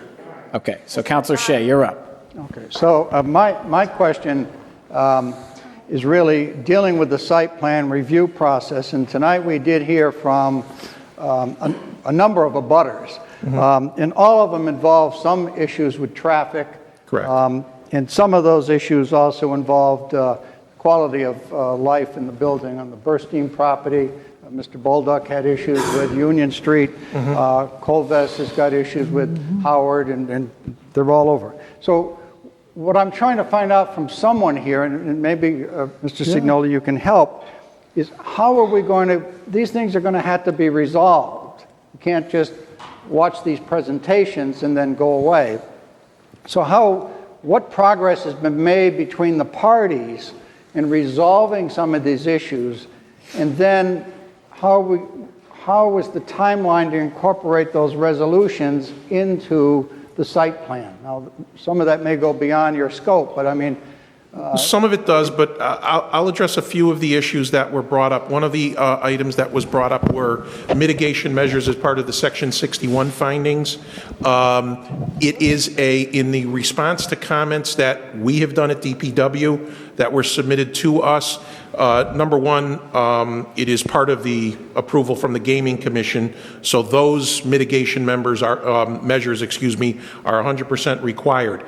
In a number of the comments that we made at DPW, the Section 61 also states, or we stated in there, that the Section 61 findings need to be a condition of the approval of this body as well, because we do want all of those items in there. Can you just clarify, for all of us may not know what Section 61 is, so just in case, so we'll know what that is. Where's Ed? Ed, you want to explain that better than I can? Just a short explanation, so when we hear Section 61, we all have some mental reference to what we're... Certainly. It's part of the Ed Pakula, City Solicitor. Thank you. As part of the MIPA process, there is a requirement that just as we have all departments sort of weigh in on concerns they may have, that all the state agencies weigh in. And so part of MIPA involved traffic and water and air and historic, and obviously some of them come to the top as standing out more than others when you're dealing with a casino. But for all of them, findings were made by the Gaming Commission and by the state agencies under this Section 61 of MIPA. Okay. Of the general and laws. MIPA is?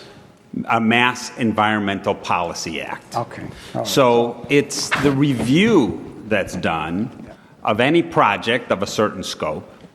And here, we not only had the initial environmental impact report, but we received a notice of project change. So that led to an additional review. And so that led to us needing to do additional review. But what we've done is we have incorporated in the conditions a requirement that, it's condition number 3 on page 4 in the draft, that requires the applicant shall bear the burden of ensuring All state and local permitting has been sought and received, including but not limited to any licenses or permits issued by Springfield Water and Sewer, Mass Gaming, and any conditions contained in such license, including but not limited to the Section 61 findings and memorandum of agreement with Mass Historical Commission. Can we add some more in terms of Mr. Cunningham? Yeah, happy to look at any suggestions. I don't know what he submitted to you. I haven't seen them yet. I'll certainly look at them. And we want these findings to work. The way they work is these are conditions that deal with what you need to do before you get a building permit. So there's a whole review that's going to be done with all of the plans that have to be submitted. Then there's dates for them to submit 50% construction plans, 95% construction plans that are all contained in the host community agreement. But there's construction requirements to get a building permit. While they're getting a building permit, if they're not complying with the requirements, such as the 61, we go in and issue a cease and desist order. When we get through that process, the next level is they need a certificate of occupancy. Again, failure to comply will lead to the failure to issue a certificate of occupancy. Those are some of the things that happen in any development project. And that all is part of this. That is all part of I'm just trying to get a definition to what Section 61 was, so correct. we hear it thrown out. That's how they work, and that's how they would work here. We took the state conditions, we included them here. Okay. Some of the state conditions say there's more stuff to be worked out at the local level. And so we tried to put conditions about that too. And so it's really an enforcement mechanism, and that's where our building inspectors come in. That's where our code enforcement inspectors come in. There's requirements that they sit down pre-construction and have meetings. We have a casino liaison office who's going to be sitting at all of the construction meetings. Anytime there's a big construction project, this is how they work. And they review the plans, and they say, how are we going to address this? And there's design issues that come up, or sometimes there are methods and means of construction that come up. But all of those are addressed in here. And can these be improved? Certainly. And we're looking for more comments, and we want these to be as best as possible. Okay. All right. If I could just take a second to go back to poor Mr. Signoli. And again, my question starts off tonight on the abutters, and I guess we'll focus on the issue of the traffic. For instance, you described a little bit about the sidewalk, and I initially saw on one of the slides up there that it looked like at one point Columbus Avenue, if that, we'll call it the Burstein property, had been taken, it looked like you were going to widen Columbus Avenue. Correct. Is Correct. that now not part of the plan? Or? Correct. And the reasoning behind that in general, the initial design of the parking garage layout and circulation has changed throughout the design of this project for a number of reasons. The initial layout of the parking garage basically from the first level brought everybody up. It brought everybody down to the when you were leaving, you came down to the first level, circulated around, and either came out on Bliss Street, Howard Street, or Union Street. To me, it was extremely confusing as to where people were being directed to go. And I was nervous about people going out the wrong way and then having to make, create more traffic.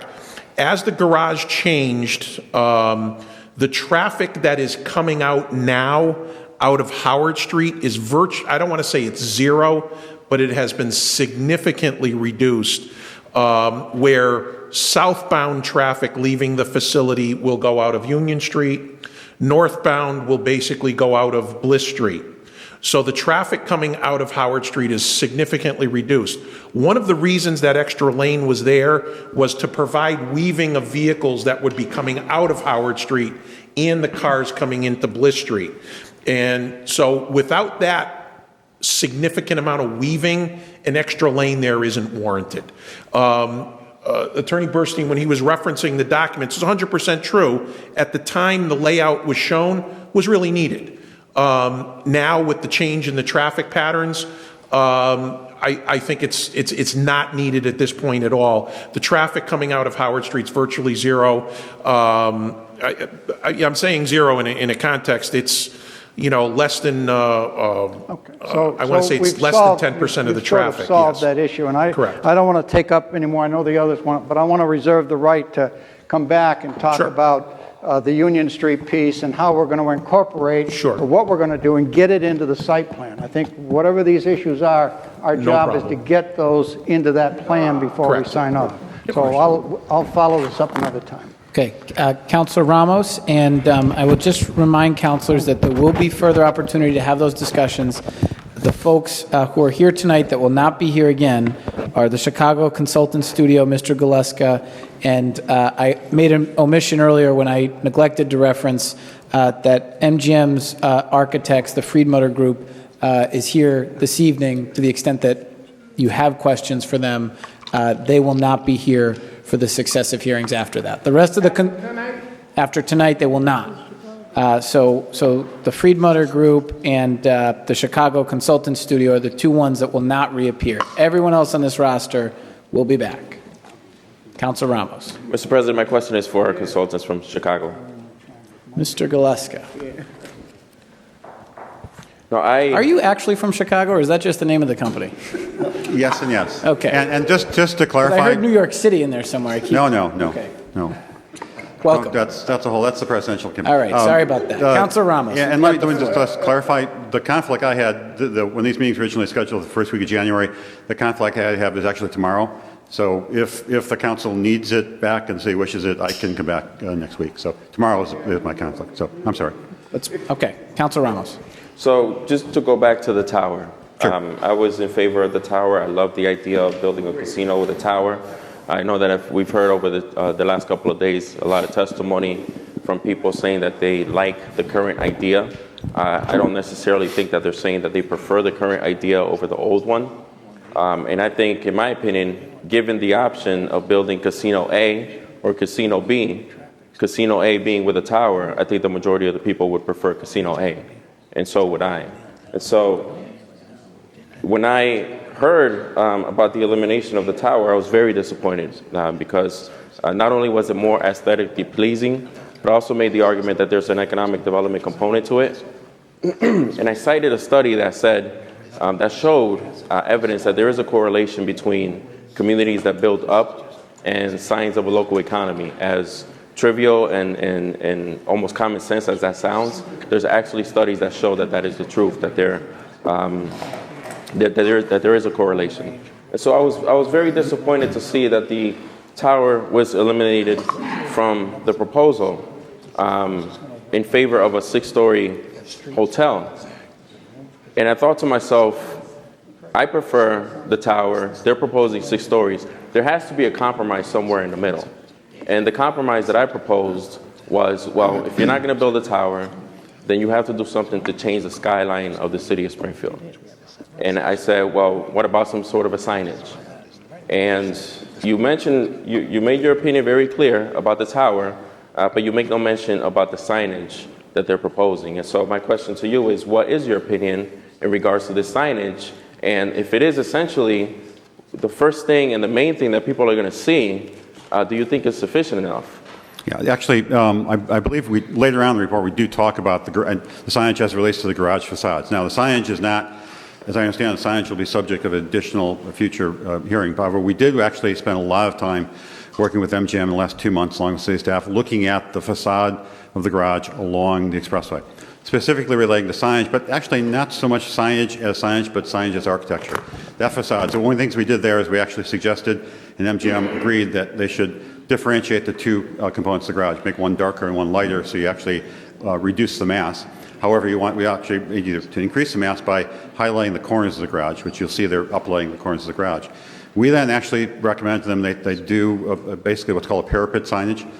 Essentially, the signage you see, the examples they gave on the screen from Ghirardelli Square in San Francisco, and the Citgo sign, and others in Chicago along Michigan Avenue on the Grand Park has similar signage.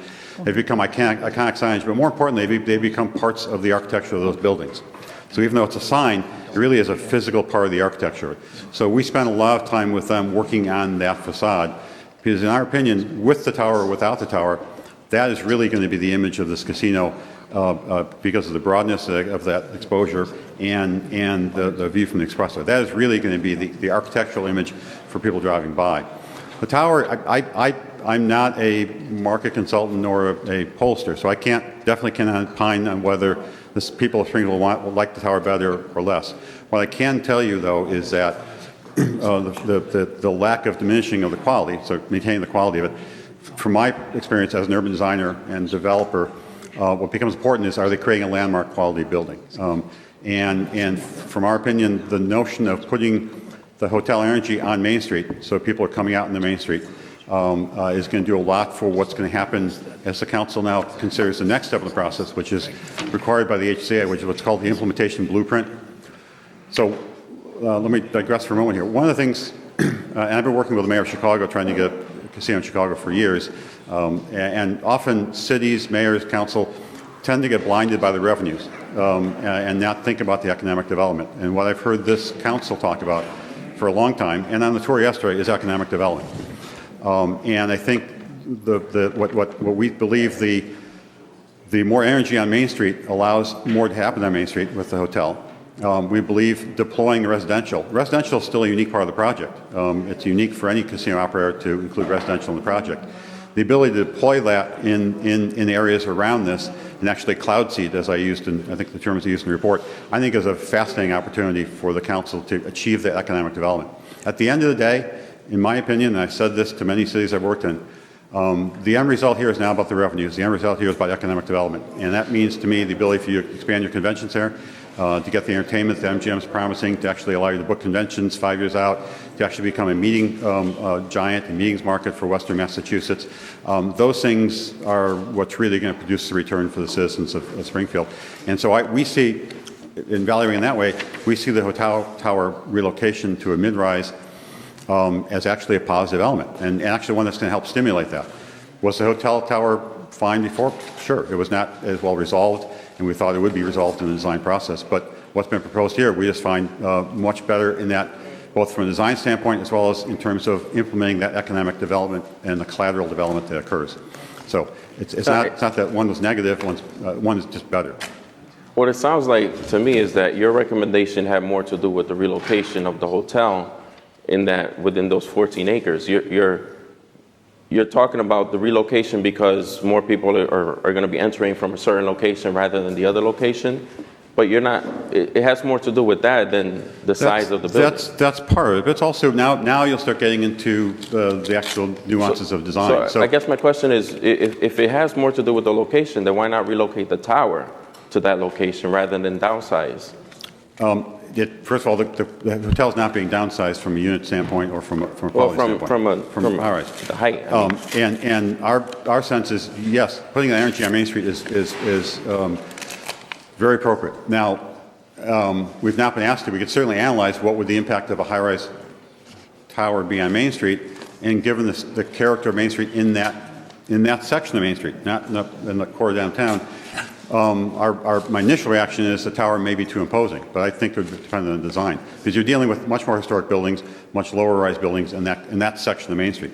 But again, tower's not a bad idea. It's just what's been proposed that we think is better in terms of both the quality of the project and the economic development collateral spin-off. Now, as far as attracting people to the hotel and making the hotel appealing for people to come here and visit the casino, towers and high-rise buildings have just as much to do as the view from the inside as it does with the view from the outside. It looks nice from the outside, but you can also appreciate the view from the inside. And the view is going to be much different from a 5-story building or 6-story building than it is from a 25-story tower. And so did you take that into consideration? Absolutely. As the master planner of Rose Wharf and the hotel on Boston's Harbor, which is basically a mid-rise hotel, it could have been a tower. In fact, the original designs for it were a tower. The conclusion were that the mid-rise hotel was actually a better, and it's actually proved up. It's one of the more successful hotels in Boston. So again, I don't think high-rise rooms versus low-rise rooms. Let me point out, if Springfield had no high-rise hotels, if Springfield had no high-rise towers, I would probably have a different opinion. Because then it would be something that But frankly, when I come to book my rooms here, I don't book the Marriott or the Renaissance or the Hilton Garden Inn because of the view of the hotel and the skyline. Because your skyline is actually a collection of all these buildings together. That's what when you get to this league of the city, it's really a collection of those. If you've got one building that's a high-rise, very different situation. I would agree with you. Mr. President, I'm certainly not finished with the conversation about the tower, but I'm going to reserve my remarks for future meetings. Thank you. Thank you. Any other? Councilor Williams. All right. Thank you, Mr. President. My question is for the consultant. You can just remain there. As with any casino, I guess the accessibility from patrons from neighboring cities or maybe neighboring states is extremely important as well. So I guess can you speak a little bit more to the bus route and how you plan to have that navigation working within this function of the casino? I think that's an MGM question, or Chris. I think you're talking about marketing and bus. Yes.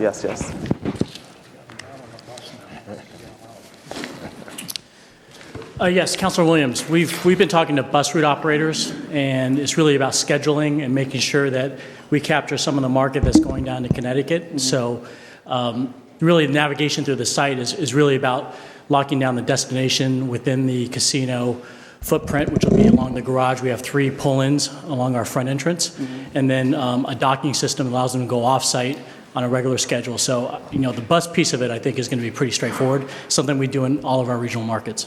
Now, are there any provisions in place to make sure that where people are dropped off, similar to the PVTA now, the bus terminal that we have in Springfield, that it doesn't become like a hangout spot? Is there any discussions around that or conversations? Yeah, we've designed the program so that the buses pull into the front of the property.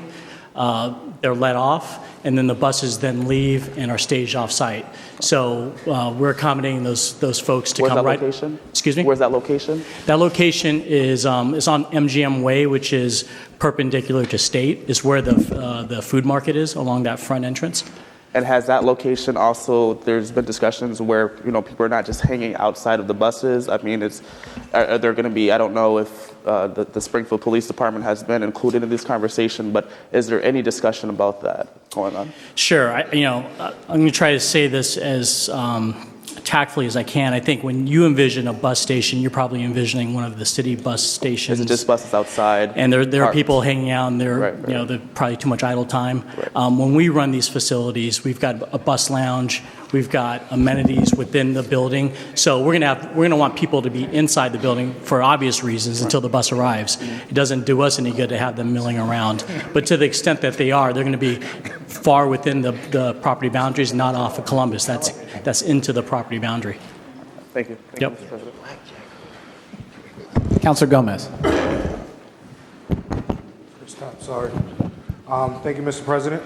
I just want to get back to the abutters. I'm kind of a hometown guy. I was born and bred here in Springfield, Massachusetts, and public safety that was brought up by the Bernstein Law building, Parcel 14, has been, just going on in my mind. I don't think there's anybody that's really against MGM coming here. I know there's different parts and pieces of this that, light bulbs come out, but honestly, I really want to make sure that the hometown, the people that have been there 50 plus years, Red Rose and these people, that we're working with them, because it's very important that, we sustain the building. Because, I come from a neighborhood that, when the new guy comes in, the new guy comes around and, tends to push around. And I'm not saying that MGM is doing that, because you guys have been very welcoming, and we've welcomed you here to our city. But I think it's important for us to understand that, Councilor Williams, Bud Williams, stated that, people they fell asleep. We call them sleeping with the dream. That's what we call it. They seen the tower, and it's hard to walk down the street, or you walk into the elderly facility and they ask you these questions and you really don't know how to answer them. But then when it comes to the public safety issues of how he's scared that we're going to shorten the sidewalk, but even though the sidewalk, you said, Mr. Signoli, that's not going to be shortened, but I think those barriers are a big plus. Are a big plus on what we need to look into. I think it's for the abutters that they continue come to the meeting on Monday. There's a lot of questions, and in due time, I just had to state that, it's very important that we take stuff step by step and not jump around. Like we have the problem with traffic, we have the problem with the abutters, and then we have the problem with the site plan. So, without us losing ourselves, I think if, Mr. President, if we can, take each step by step, so then, we don't jump around from the subject and just align ourselves and make sure that we handle the situation with these gentlemen, with the abutters, then we handle traffic situation, and then we can jump into the site plan so we can make sure we can get the ball rolling on here. Thank you, everybody that came out. I think that is time, and honestly, I got a wife and kids to get home, so I told you I was going to keep it brief. Mr. President, Councilor Gomez, can I just make one comment about the abutter issue? If Councilor Gomez No, would no, like of to hear course. from you, sure. We're more than happy to work with the abutters on their issues. Frankly, we bring a little bit of skepticism to any negotiation discussion that deals with adjoining landowners, abutting landowners, because certainly to the extent that we've been in negotiations over purchase, you can imagine some of the dynamics that get involved with that kind of negotiation. That said, we recognize there's legitimate issues that are being raised. We shouldn't necessarily be the arbiters of those, nor should the abutters, because of potential different incentives and agendas related to that. For that reason, we've talked to the city, and we've agreed that the city can be the arbiter of those issues. We're happy to make some concessions on parking. We're happy to, you've heard some of the factual responses to the concerns that were raised. I think the key question is, should those discussions get in the way of a $950 million project, as long as the city and those abutters have the protection of further process and further control by the city. And what you've heard from the city is that they've got the ability to condition future permits, in fact, our opening, on our agreement to work with them on reasonable conditions. So we've already been, for example, one of the abutters has already sued us over some of these issues. Right. Fortunately, that lawsuit was dismissed. But the point is, it shouldn't be acted as leverage to hold up what is the largest economic development project in this region's history. I completely understand. We're talking about $1 billion, and the place where I come from, no way, no. I never thought in a million years I'll be in my second week of my career as a politician and understand that I'm dealing with $1 billion. And I understand completely what you're saying. $950 million. I've got bosses at home. Let me round it off. I apologize. $950 million. But honestly, what gets me is just that, some of this stuff is, there's a lot to take in. And, and when it comes to these individuals that have been there for so long, I just want to make sure they're comfortable in the transition. I want to make sure that, the pride, if there's a problem with the street, that it's not wide enough, because honestly, I understand completely what it means, because right now, before you guys, there was a problem on that street, and there's a way on that light, when you come off, that it squeezes right back into that one lane, and you guys have a lot on the line. The city has a lot on the line, and I just want to make sure that, every single person that voted for this project is heard. And in closing, I just want to say that, I think all of us, we want to just make the right decision. But at the same time, regardless of $950 million, I'm a faithful man. And, I don't want to feel like I sold out my community for something that, is going to help us in the long run. But in the end, I just want to make sure that we dot our I's, cross our T's. Thank you. Okay. So Councilor Edwards has asked me to make a point to everybody, even though our design consultants, mainly Mr. Galuska, may not be able to be here in the future. I know he indicated that he might be able to make himself available. Even if he isn't in attendance, he is still available by email or telephone conference, as Mr. Kennedy has graciously made him available for that purpose. So Councilor Edwards wanted me to make that point. Councilor Ramos has a motion. Councilor Ramos?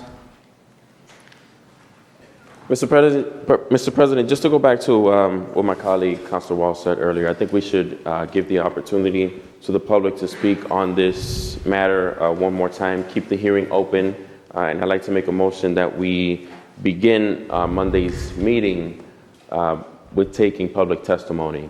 You know, if we get 5 people to sign up, we give them the same courtesy that we gave the others for a minute and a half to speak. If we get 10 people, we give them a minute and a half. You know, the people voted for this project, and so just want to give them an opportunity to come forward and speak. Okay.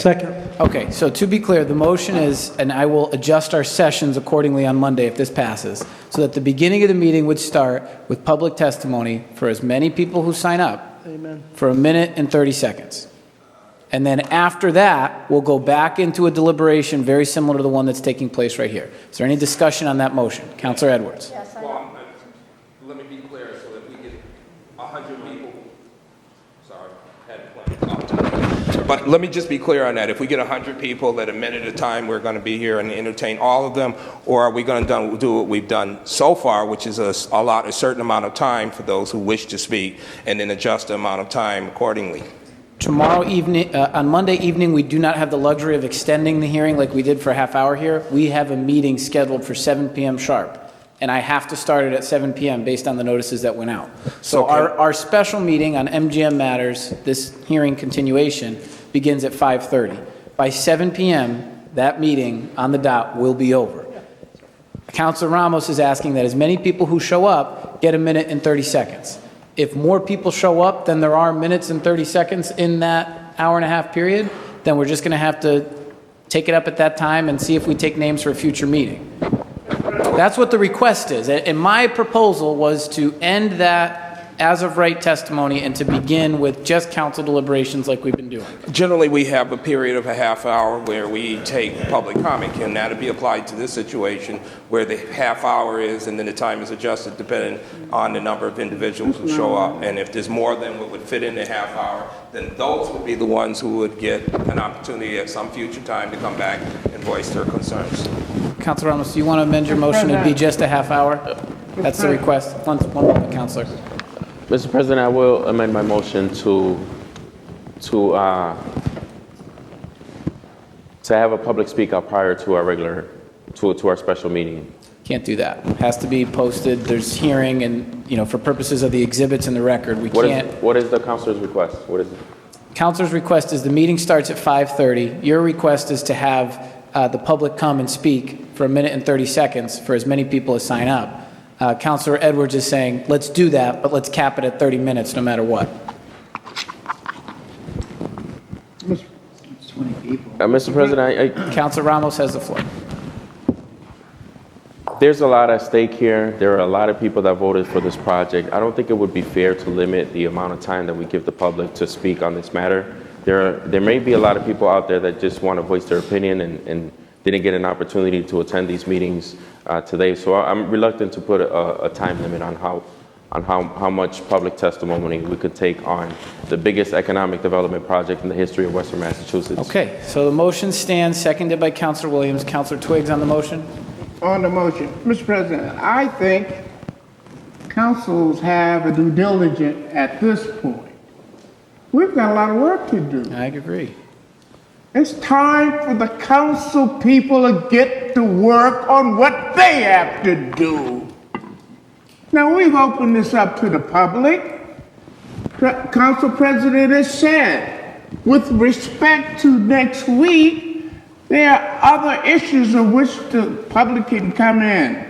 We're talking about the site plan. Now, we got to talk about the traffic. He indicated that the public can come in on a part of that. Let's not waste no more time.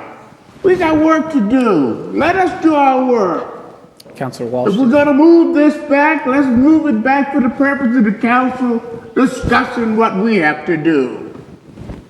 Councilor Walsh. Mr. President, I really had to get my colleagues to agree that we really should have more deliberation on this and keep it open for people who want to speak. Why can't we start at 5? The meeting has been noticed for 5:30.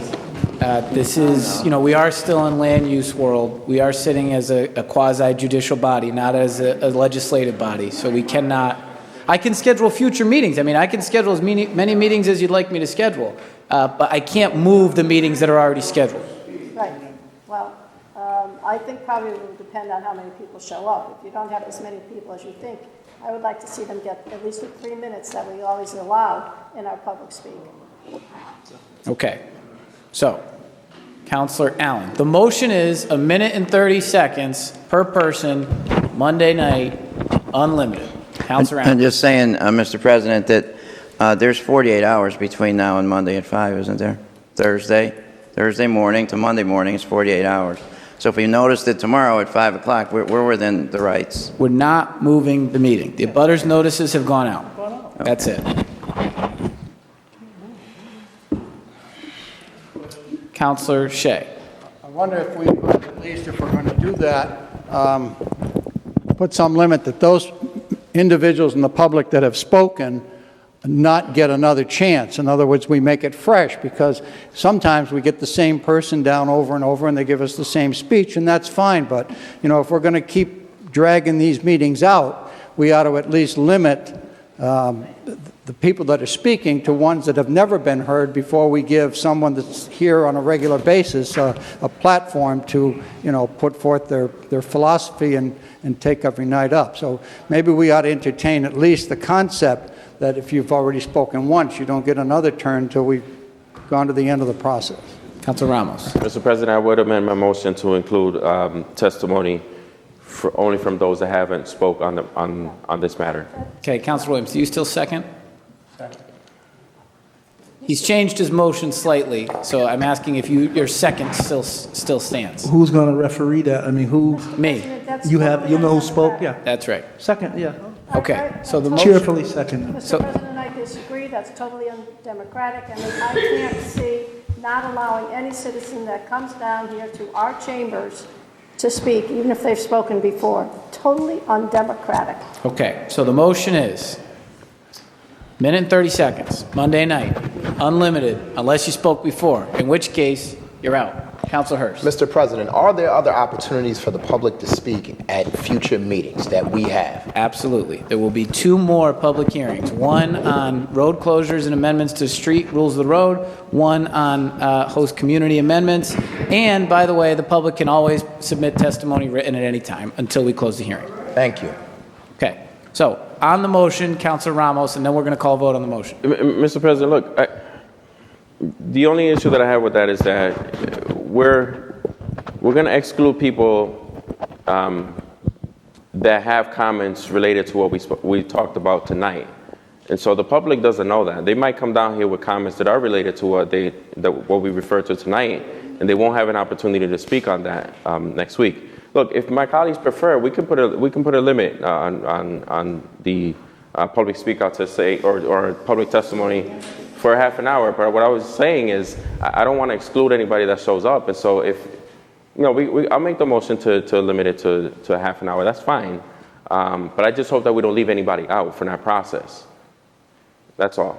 This is just Monday's meeting. We can always assess it after Monday's meeting, and if it's the council's desire and there's a line out the door, we can make accommodations and schedule future hearings. There you go. Just doing our best to try and guess. So are you amending your motion again to be 30 minutes? 30 minutes. Okay. Councilor Williams, do you still second?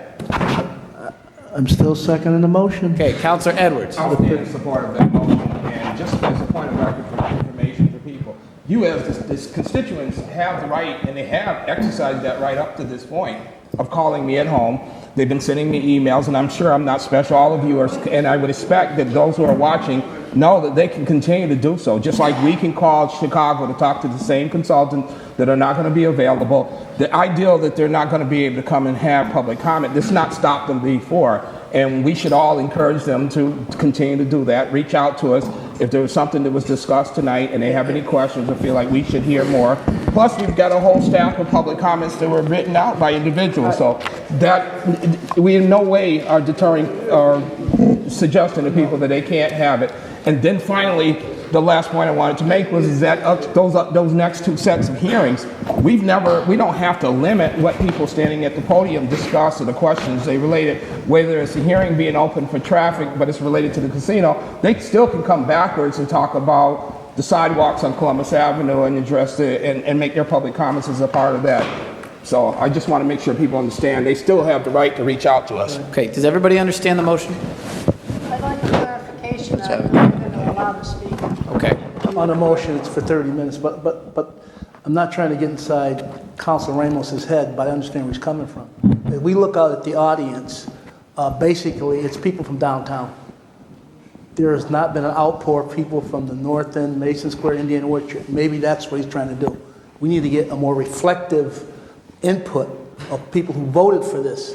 We're talking to people downtown, basically, no matter how you cut it. I'm not saying, but I think he's saying if we maybe outreach, put the word back out, we'll get some more input, because this project, I know it's on the south end, but it affects every citizen in the city of Springfield.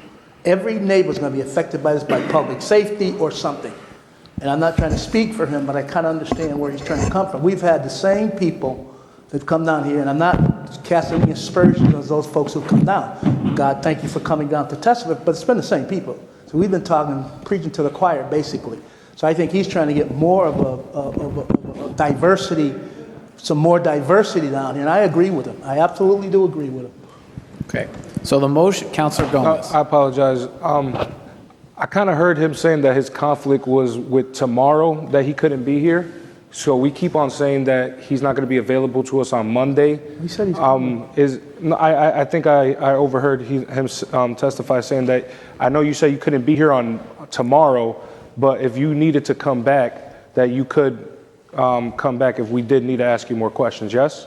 Yes, that's the pleasure of the council. And I just want to clarify that. I want to make that known that he said that he couldn't come back for tomorrow, and we don't have meetings tomorrow. We have a meeting on Monday. I understand. No, I understand that, but it's important that, we got to ask the consultant the right questions when the questions come about. And if he's available, he should be here. Okay, thank you. Okay, so here's what we're going to do. The motion is made by Councilor Ramos to have the beginning of our meeting on Monday evening, which begins at 5:30, to have up until 6 p.m., which is 30 minutes, public testimony. I'm going to limit the public testimony to 1 minute and 30 seconds per person. That is not the end of public testimony forever into perpetuity infinity. There will be other opportunities for public testimony. Written testimony can be submitted. Then at 6 p.m. from 6 to 7, we will go back into council deliberations. Councilor Walsh. Mr. President, I think it is a very bad precedent for an elected body to prevent any citizen or constituent that comes down to public speak to not be able to speak, even if they have spoken before. I think it violates freedom of speech, and I would support this amendment if it doesn't limit who can speak. Otherwise, I can't support it. Councilor Hurst. Councilor Reynolds, if you possibly amend this so that other people that have spoken already can speak again. They may not even want to speak, but I don't to deny it is bad. I'll amend my motion. Okay. Okay. The motion is amended. Councilor Williams, do you still second?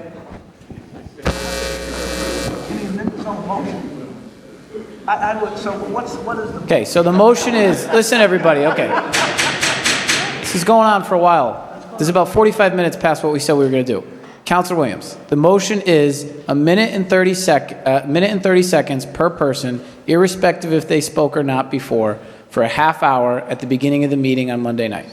Second. Okay. All those in favor of the motion say aye. Aye. Those opposed? The ayes have it. No. Okay. No. 2 noes. No. 3 noes. Okay, roll call, Mr. Clerk. Chair is in doubt.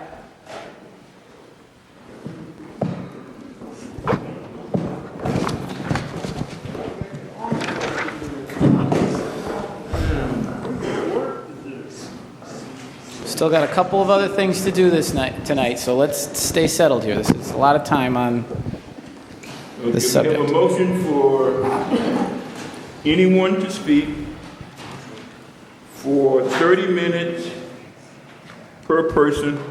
No. 30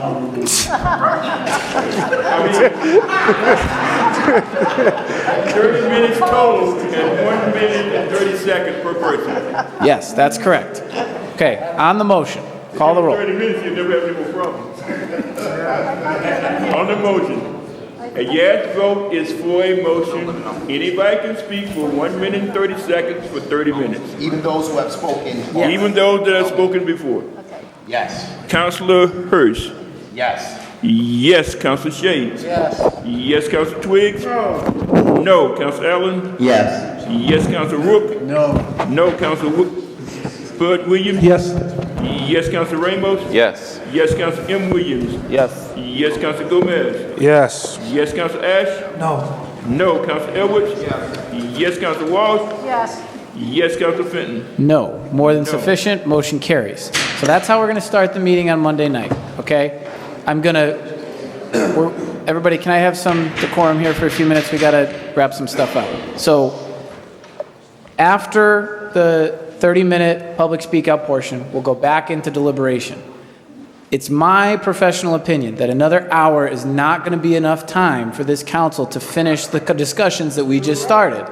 So therefore, I am going to direct the planning department and the law department, as well as the clerk's office, to use the meetings that we have scheduled for next week for the purposes of site plan review. We're not going to get to the road closures or the host community amendments.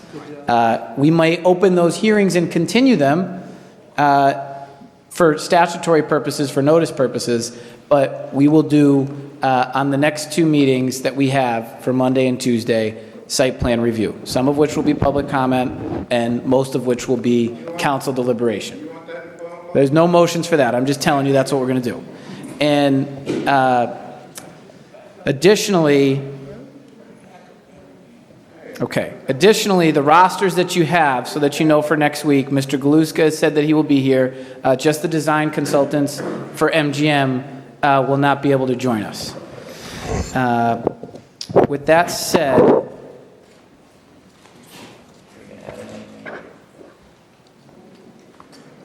I was losing my train of thought. Okay, there's one more subject that is to be covered.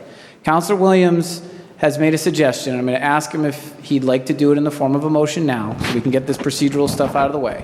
That when we go back into deliberation for purposes of organization, that we divide discussion of the site plan into fourths. So I will, endeavor, if Councilor Williams' suggestion is okay with the rest of this group, I will endeavor to divide this map into fourths so that we can take up discussion in an organized manner. So we're not going from one street to another, from the hotel to the restaurants to the parking garage. Is everybody okay with doing it that way, geographically? Okay. That's what I'm going to do. That division will be ready for you Monday evening, and we're not going to have a debate over which one goes first. We're just going to, one of them's going to go first. So, I've got a few questions that my constituents have been calling me about. Maybe these areas, I don't even know where they're located. What happens in that instance? if the questions are general questions, you can bring them up at any time. The effort will be to organize our discussions on the site plan, which is geographic by its nature, to quarters of the project at a time, so that we're not, one councilor wants to talk about the hotel, another councilor wants to talk about the parking garage. They have different issues. They're on opposite sides of the place. It's not going to be perfect, but I think it's a good proposal to try and wrap our arms around it. Okay. Councilor Williams. I just want to thank the president, because the magnitude of this project, it's like the proverbial elephant. You got to do piece by piece. And I want to thank you for recommending that. I think it makes sense for the total council to put this in sections so we can dive in and do, as Councilor Twigg said, do our due diligence. Does anybody have an objection to me doing it that way? Okay, that's how we're going to do it. This body's going to stand adjourned until Monday evening at 5:30.